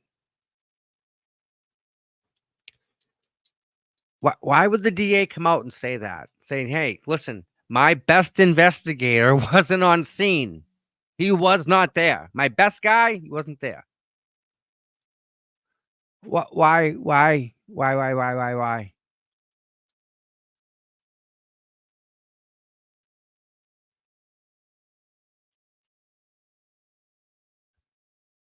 Yeah, think about that a lot.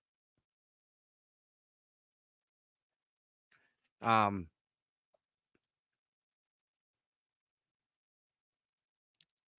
there's something that someone dear to me told me. And if you look at the case, the whole case, right? It all makes sense to this part. Hold on.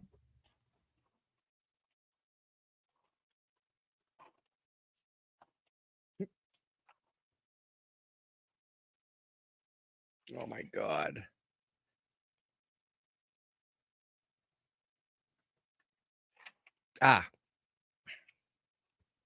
It's one of two things. Okay. It can only be one of two things. You have to ask yourself, is this problem, is it incompetence? Oops. Or is it intentional? It's one or the other. It can't be both. Is it one or is it the other? And you know what? All the trolls, I love them. I love them. You guys are the best. Because you know what? You bring absolutely nothing to the table. You bring jack squat.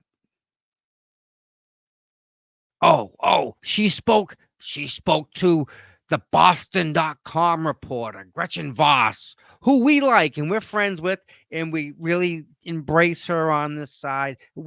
But you spoke to her, and that's why you should never speak to a reporter, because you don't have an attorney present. And you know what? Karen is just as smart as the attorneys. But you guys don't know that. And it's funny to watch you learn that.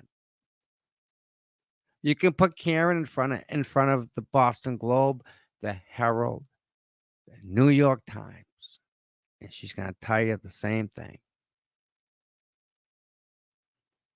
That's what you're pissed about. No other reason.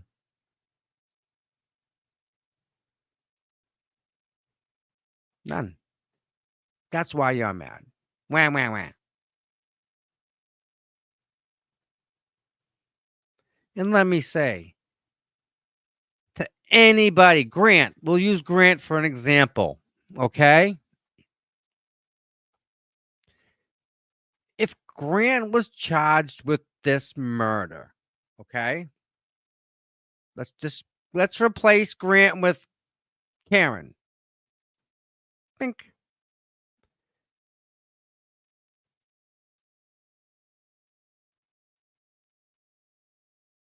What would the other side have for evidence? Right? Think just right now. Just swap the two of them. Put Grant in Karen's place. What do they have? Oh, and Grant's mother wouldn't be wanting the best attorney possible. Like, really? And anything written about Grant would be sacrilegious and we couldn't do it, right? You can't have it both ways. Incompetence or intentional? Which one is it? Is it intentional or is it incompetence?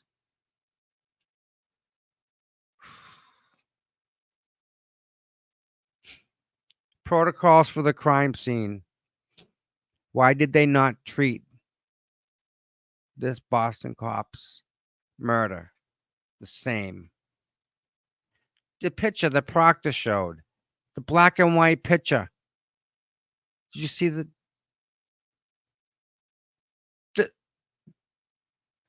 black and white sneaker? It says sneaker and right. Unbelievable. And they, these are the same people that we expect to do the best job they can.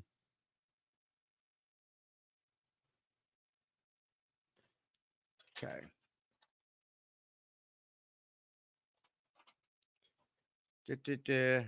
Oh, I did some reading last night. My God. Where is it? Oh, it's right here. Oh, my word.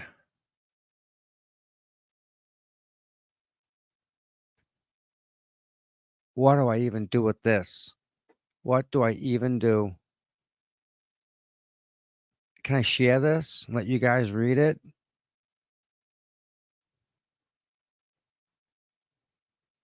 I'm making a movie and I want to use this. Present, share screen, text document. Here we go. Oh, this is way off track. And this is my problem with the whole thing.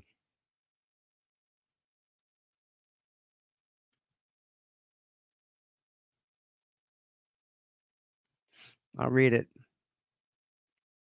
Some things I think were overlooked or maybe needed some attention. To a comment that was made about Sergeant Lank being Chris's aka cowboy personal bodyguard, I had to do some reading. I think whomever said that may have read this document. It's a lot to read here, so here are some of the highlights. These are facts entered into the record into a courtroom. Written on paper. Number 6 is a nice addition. This also is the one responsible is indeed the chief of police. Every police move was made, we can only assume directed by the chief of police. Did the chief make the phone call? Did the chief order certain protocols be put in place, like a code required, where no one's allowed to speak to reporters? Did anything like that happen? What was the center of the chief of police's role in the accident? Let's call it a murder. The chief is on record telling the world we should be quiet, where nobody is allowed to speak to reporters. Did anything like that happen? No. Witness intimidation charges were never sought on Lank. The town of Canton promoted him. Number 34, 35, 36 is very telling as to how the town of Canton police department is running. This guy was in a gas station and Lank re-arrested him. At this time, Lank was sober. Look at the charges levied against this guy who was inside a store getting a drink. Number 37 is, of course, the reason you get promoted. Thank God for the audit. Now, let's hope audit is going well. Fingers crossed. Okay, number 28. Has anyone from the other side mentioned about drinking and driving? Seems like Karen was the only sober one in Canton that night. This is number 28. Lank drove away after the incident despite his obvious intoxication. Number 6, Chief of Police Peter Bright at all times relevant to this complaint. So the chief's in charge and responsible. This is about the brothers there. After the attack, Mark called his brother and said he'd been physically assaulted. All right, here we go. Number 12. That's where it is. We'll go to number 11. Earlier in that evening, Mark had been in a verbal dispute with several individuals, including an individual by the name of Tim Albert. Tim Albert's older brother, Chris Albert, is a childhood friend of defendant Lank. Chris and Tim had been drinking that evening at Centerfolds. Lank was drinking at Centerfolds that evening as well. This guy was attacked by several men in the group, including Chris Albert. After the attack, he called his brother. The guy left his girlfriend's house where he was sleeping and came to the parking lot because he was checking on his brother. When Alfred arrived, he noticed Chris Albert. Alfredo knew Chris Albert and thus approached him to inquire about the earlier dispute. 18. At the time, defendant Lank came from the area, was swaying at the trial. Lank would admit he drank about 4 beers in 2 hours, which that's not a lot.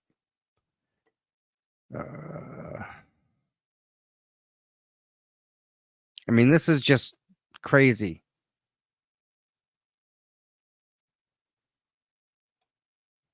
Defendant Lank continued to bite Mark. Defendant Lank bit plaintiff Mark on the arm, breaking the skin. Defendant Lane pulled Lank off Mark. He did not ask polite for information. He just told him to leave. Defendant Lank approached him and spit directly in his face. Defendant Lank then asked Alfredo who the other kid was, and then said, "Whoever he is, I'm going to make his life miserable." Defendant Lank's speech was slurred.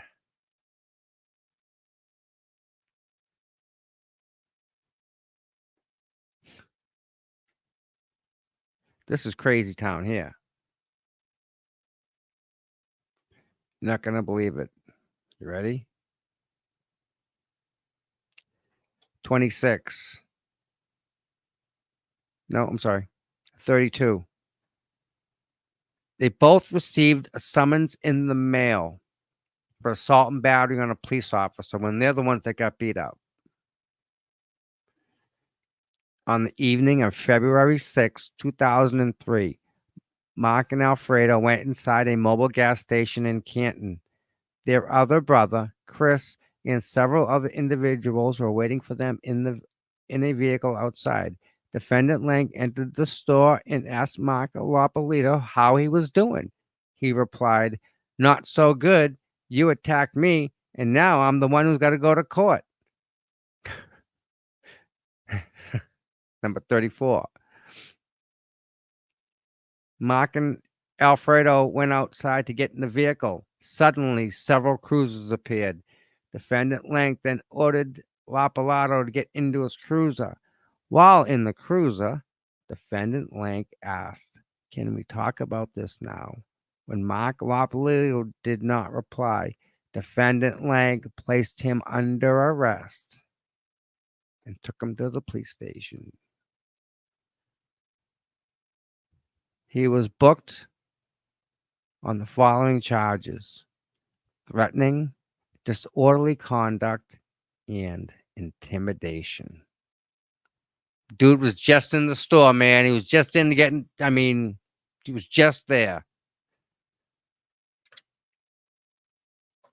You ready? This is sad. All of the charges arising out of February 6th, 2003 incident were dismissed. The assistant district attorney who handled the matters apologized to Mark and stated that after the October trial, he realized the defendant, Lank, was a liar.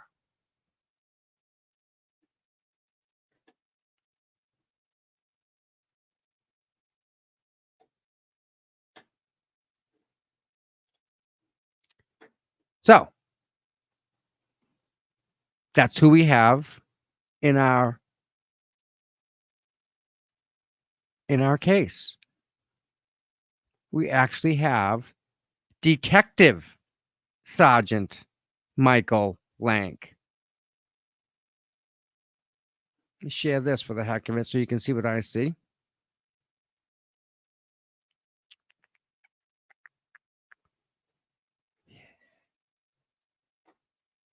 Right here, Sergeant Lank.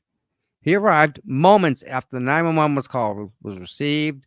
He searched for evidence after victim was transported and found a broken style cocktail glass, multiple patches of red that appeared to be blood in the vicinity of where the body was located, and collected all this as evidence.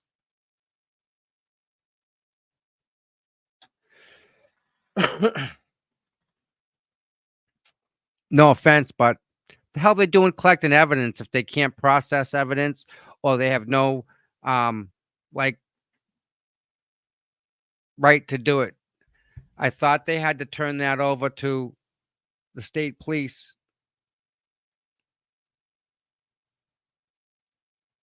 And the more I read into it, the more my head hurts. Um,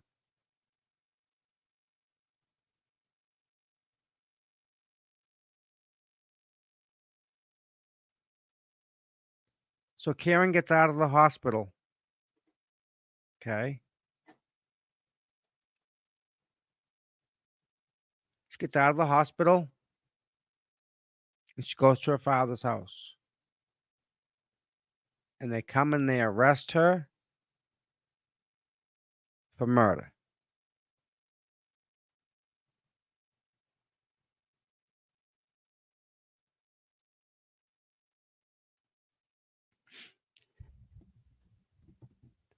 If you don't scream from the mountaintops that you didn't do it, probably did it.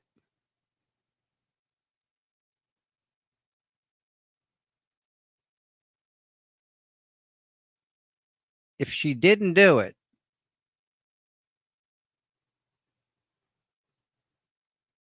what's the evidence? Okay. Other side, to the people on the other side. Grant, Kevin, show me.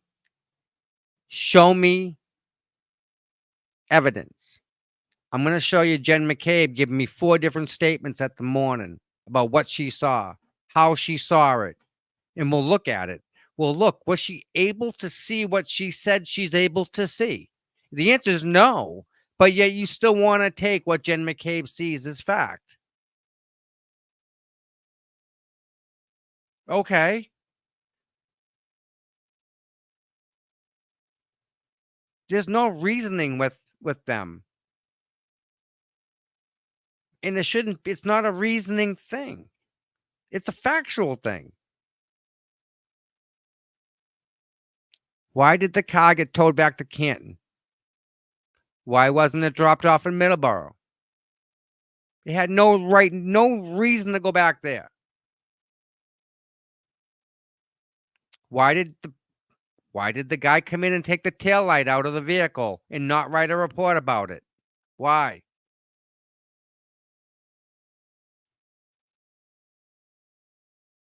Answer those questions. They can't. They'll say, no, look at this, look at this. She's making money on it. She's defending herself. You kidding me?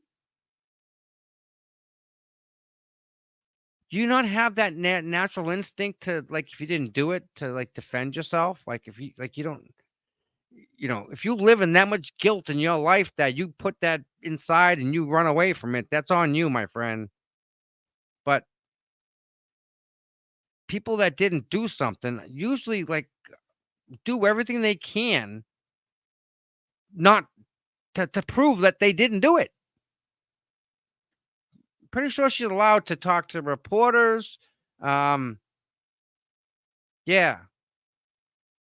But only when it's okay. So Karen can't talk to Aiden, but she can talk to Boston.com because what they say they can misinterpret, right? They can more evidence. Well, she used the word in a different tense, or she didn't say something about this. So again, it's noise. They're looking for anything. The freaking people on Titanic, they're looking for something to hold on to because they're going down.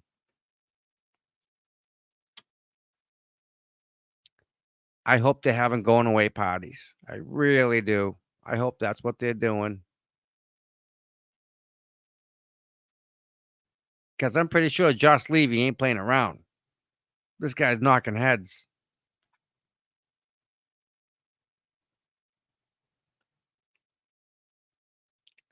The same people also can't understand why Karen needs 2 different attorneys from 2 different states. When they can figure that part out, then maybe they'll be able to come at you with some reliable, solid evidence. I can tell you that the vehicle that I just showed you pictures of, that's Karen's car, claimed to be Karen's car, that black Lexus right there, I can tell you that car didn't hit anything.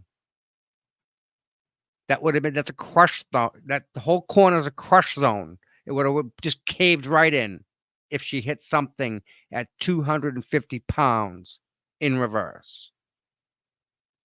It would have been caved. Yep. Tail light probably would have cracked along its seam, which is where it popped off already because of how they overlap on each other.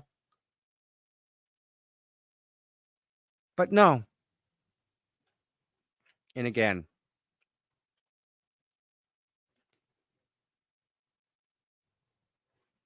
I think this is connected to Sandra Birchmore.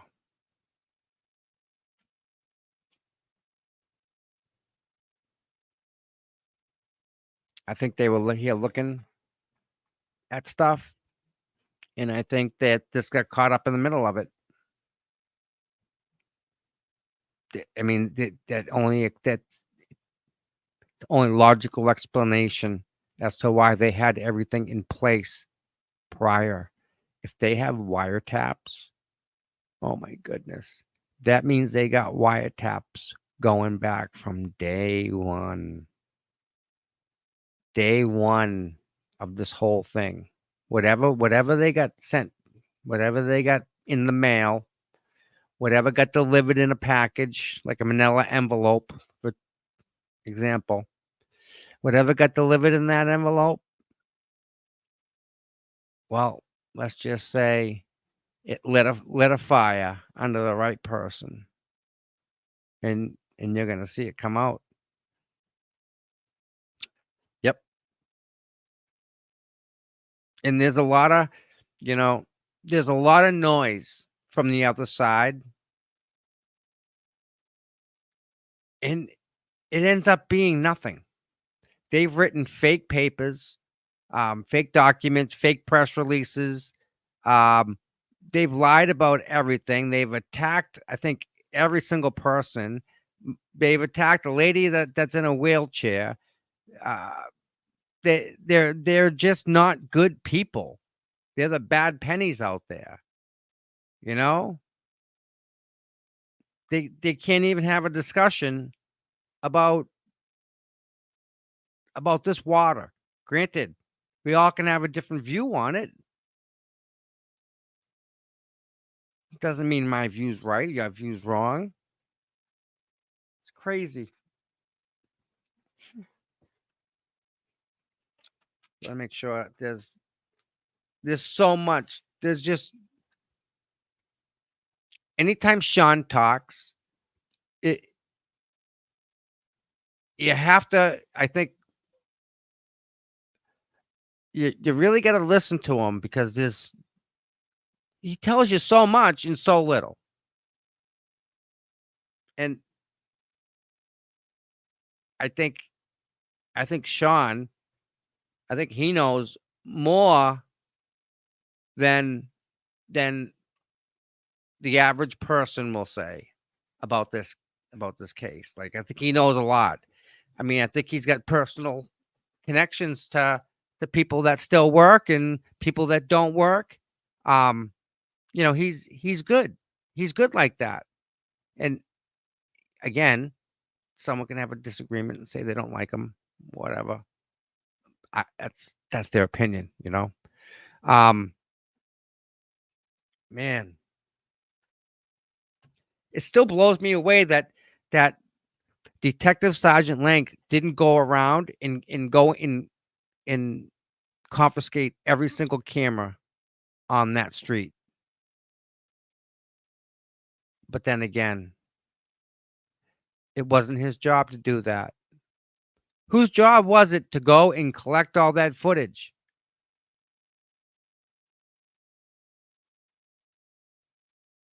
Not Canton. State Police. Why? Oh, because it was snowing out, right? Is that why? Because it's snowing? Yeah. It's funny. They can go to the neighbor's house. They can get leaf blowers in solo cups. from the neighbor.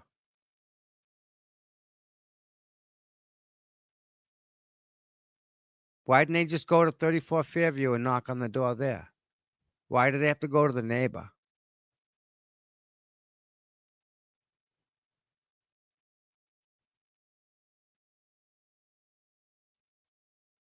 Huh.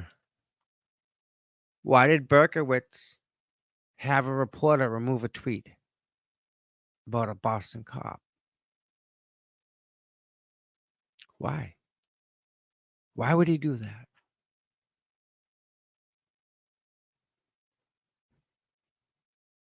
And then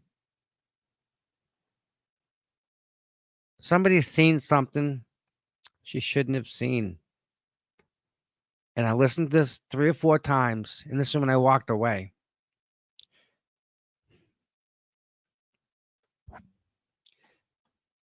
Sean said she seen something she should not have seen.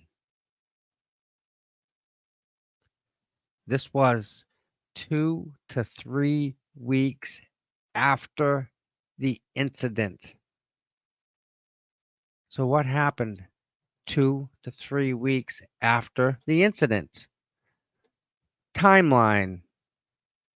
Month, 2 to 3 weeks. January, right? Okay. February, 2 to 3 weeks, 2 3 weeks, 2 3 weeks.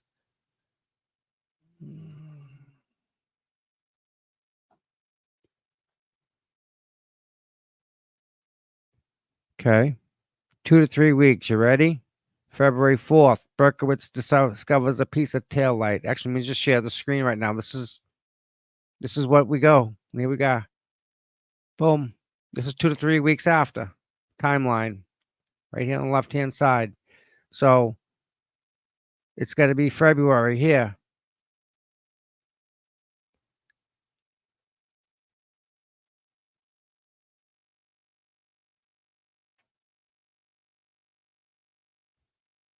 Two to three weeks.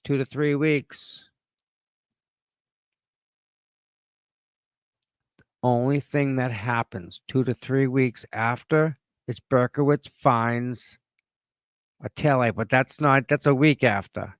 2 to 3 weeks. Oh, 2 to 3 weeks. February, March, April, May. It's not here. What happened 2 to 3 weeks after? It's not on my spreadsheet here. Oh.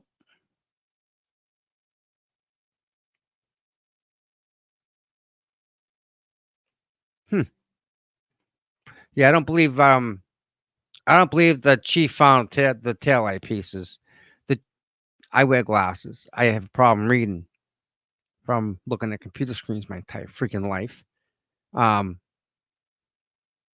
He has like Coke bottle glasses like my grandmother. They're huge. There's no way he's seeing a taillight piece. No way. And you know what? Why didn't CERT find it when they first went there?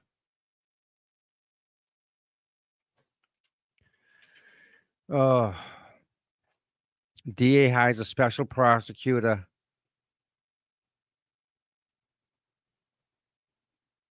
Wiretaps on the DA's phone. Between 1 and 10 is a 20. Month after Karen was arrested. Why? Oh. Nope. So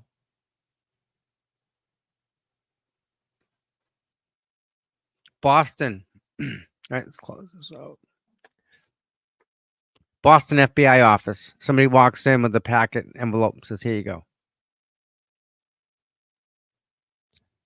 For them to do we're just gonna call it a wiretap. We'll just do a one wiretap.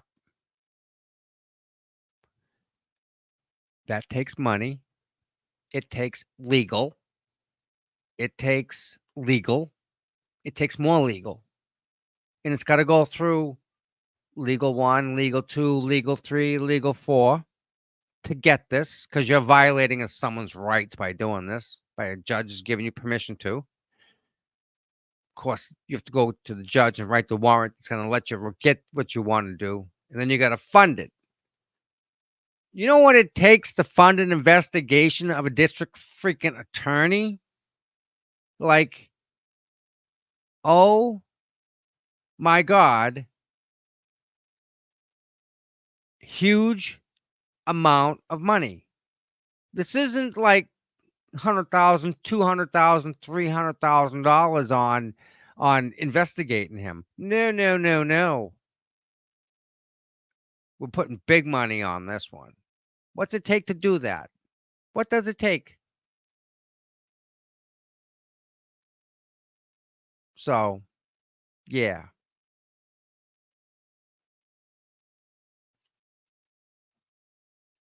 All right. I'm not sure if everybody has donated to Karen Reed's defense fund or Aiden's fund or the Canton Nine. Canton Nine, hopefully pray, please in your prayers tonight. We get them closed out, get that resolved. We get that off our list. We pray that has a good outcome for them. They didn't do anything. They're just standing on the sidewalk, which they're allowed to do, except in Canton. So we pray that has a good hearing. The fact that, I mean, the judicial system that allows the warrants to fly, man, wow. Karen, Aiden, Canton Nine.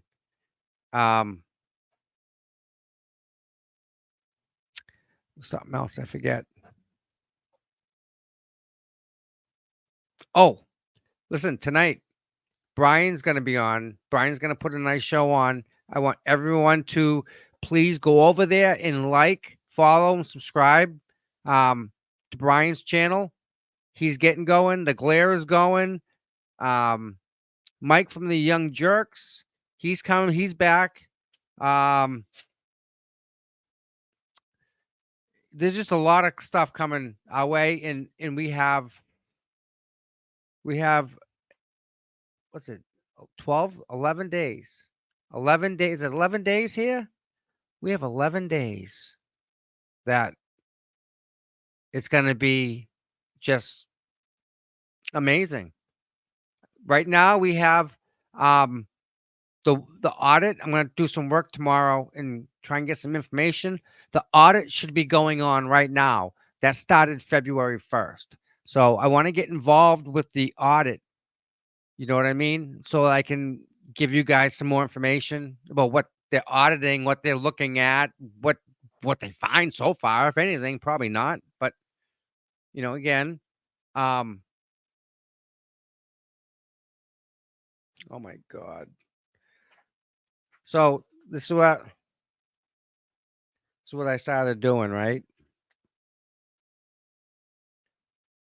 So I got that, right? This is about their relationship, right? And then I have one that's just about that. Just the clothing. Right? We don't have it. The clothing. Did they take Karen's clothing?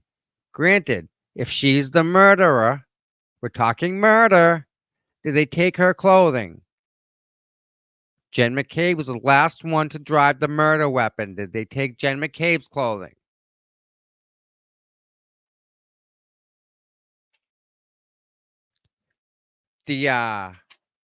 Just want to let you guys know that the damage to the clothing should absolutely match up to the damage and the wounds on his body, because you can't have one without the other. Just let you know.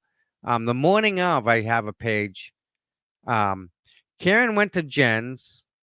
Jen went to John's. Jen was driving. Did Jen go back to John's? Did Jen have access to John's DVR camera at the house when they went back there? What was the reason for going back there again? Like, question. I don't understand. Why Jen? Why'd you go back to John's house? You've been there before, right? But he's never been to Brian's house, but you've been to John's house because you live near him and you help him out with the kids, right? If I remember correctly.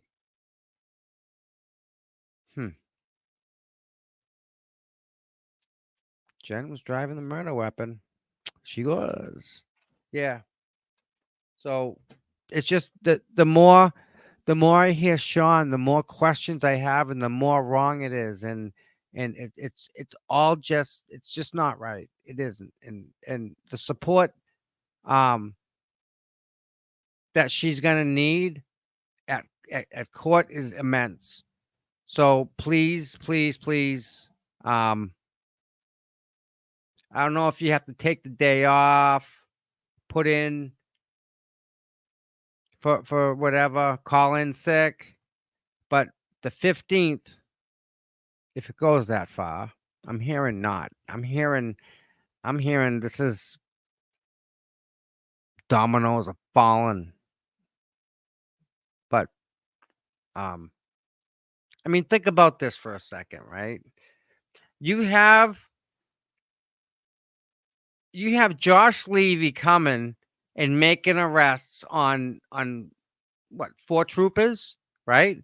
How come Tully didn't find this problem and fix it or arrest them, right? Like, why didn't the state police come in and do that? Like, why?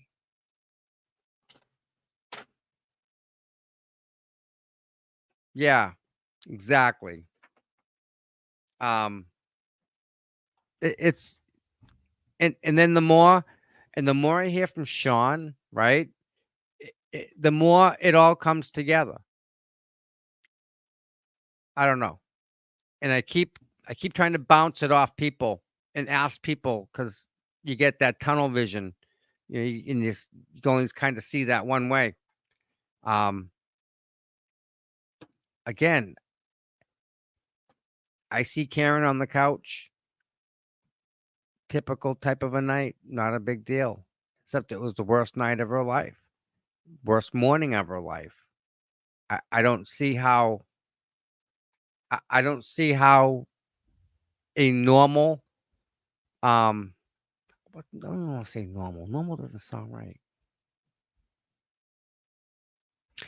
A relationship is 2 ways. It's a give and take. Right?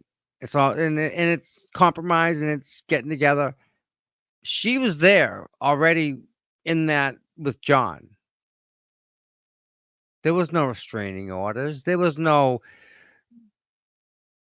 cops coming and telling them to separate. There was none of that. Because it wasn't like that. So for all the other people on the other side to say they were arguing, people can argue and still love them, that other person, beyond belief.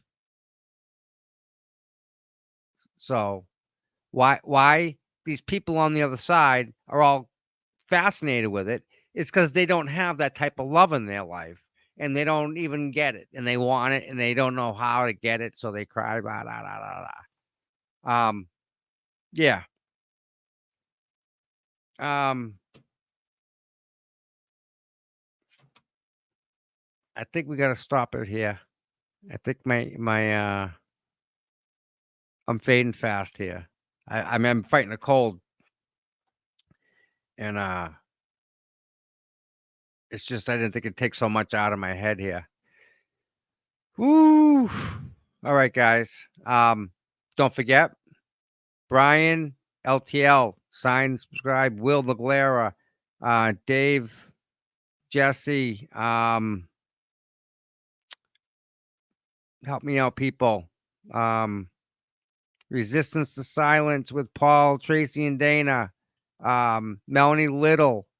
I mean, really, anybody that we can get to talk about the Karen Reed case is a good thing. We need people. We need more people. We need twice what we got. I mean, I have people that tell me they listen to me all around the world, and I'm honored. Oh, before we go, before we go, most important thing, my administrators, I still have to figure out this couple of things, but my administrators and the group of people that I'm surrounded by, I cannot say how nice these people are. You can't fathom. I can't sit here and tell you how nice these people are because it wouldn't make sense to you. You couldn't grasp the depth of caring these people have. And I know a couple of them. And they are really nice of people. And I don't know how to say thank you to them as much as I don't know how to say thank you to you for watching me. I mean, I appreciate everybody that watches and helps and together, I mean, so just real quick, I see this tonight. I mean, you guys now know the difference between like my guests. I've had Craig, I've had Marshall. Remember I had Marshall on, helping the homeless people out there, and then you have the other side where he's lighting up a stogie and stuff and just trying to give you guys a little different take on stuff, different way. So, and you guys are watching it, so this works out. So I'm happy. All right, everybody. Have a wonderful Sunday. We have a big week coming up. Okay, real quick. Tuesday we have a standout, Norfolk County DA. I have that, and look, I mean, every day is one day less that Karen's got to deal with this, right? One day, and we just got to struggle through today, right? We just got to get through today, and then we'll deal with tomorrow when it comes. But got to get through today, be done with it, work for tomorrow, right? Please say a prayer for Karen tonight. Please say a prayer for John. And say a prayer for everyone in your circle, your little circle of love. And again, I got the best administrators. I love them all. I have the best people in the chat. I love all of them. And yeah, you people here, just every single one of you, I wish I could hug you all together. One big hug, one big mass group hug, all of us together. So I love all of you guys. You guys have a good week, and I'll be streaming live Tuesday, so we'll get you some of that video too. So buckle up, getting time, guys. Remember, free Karen Reed.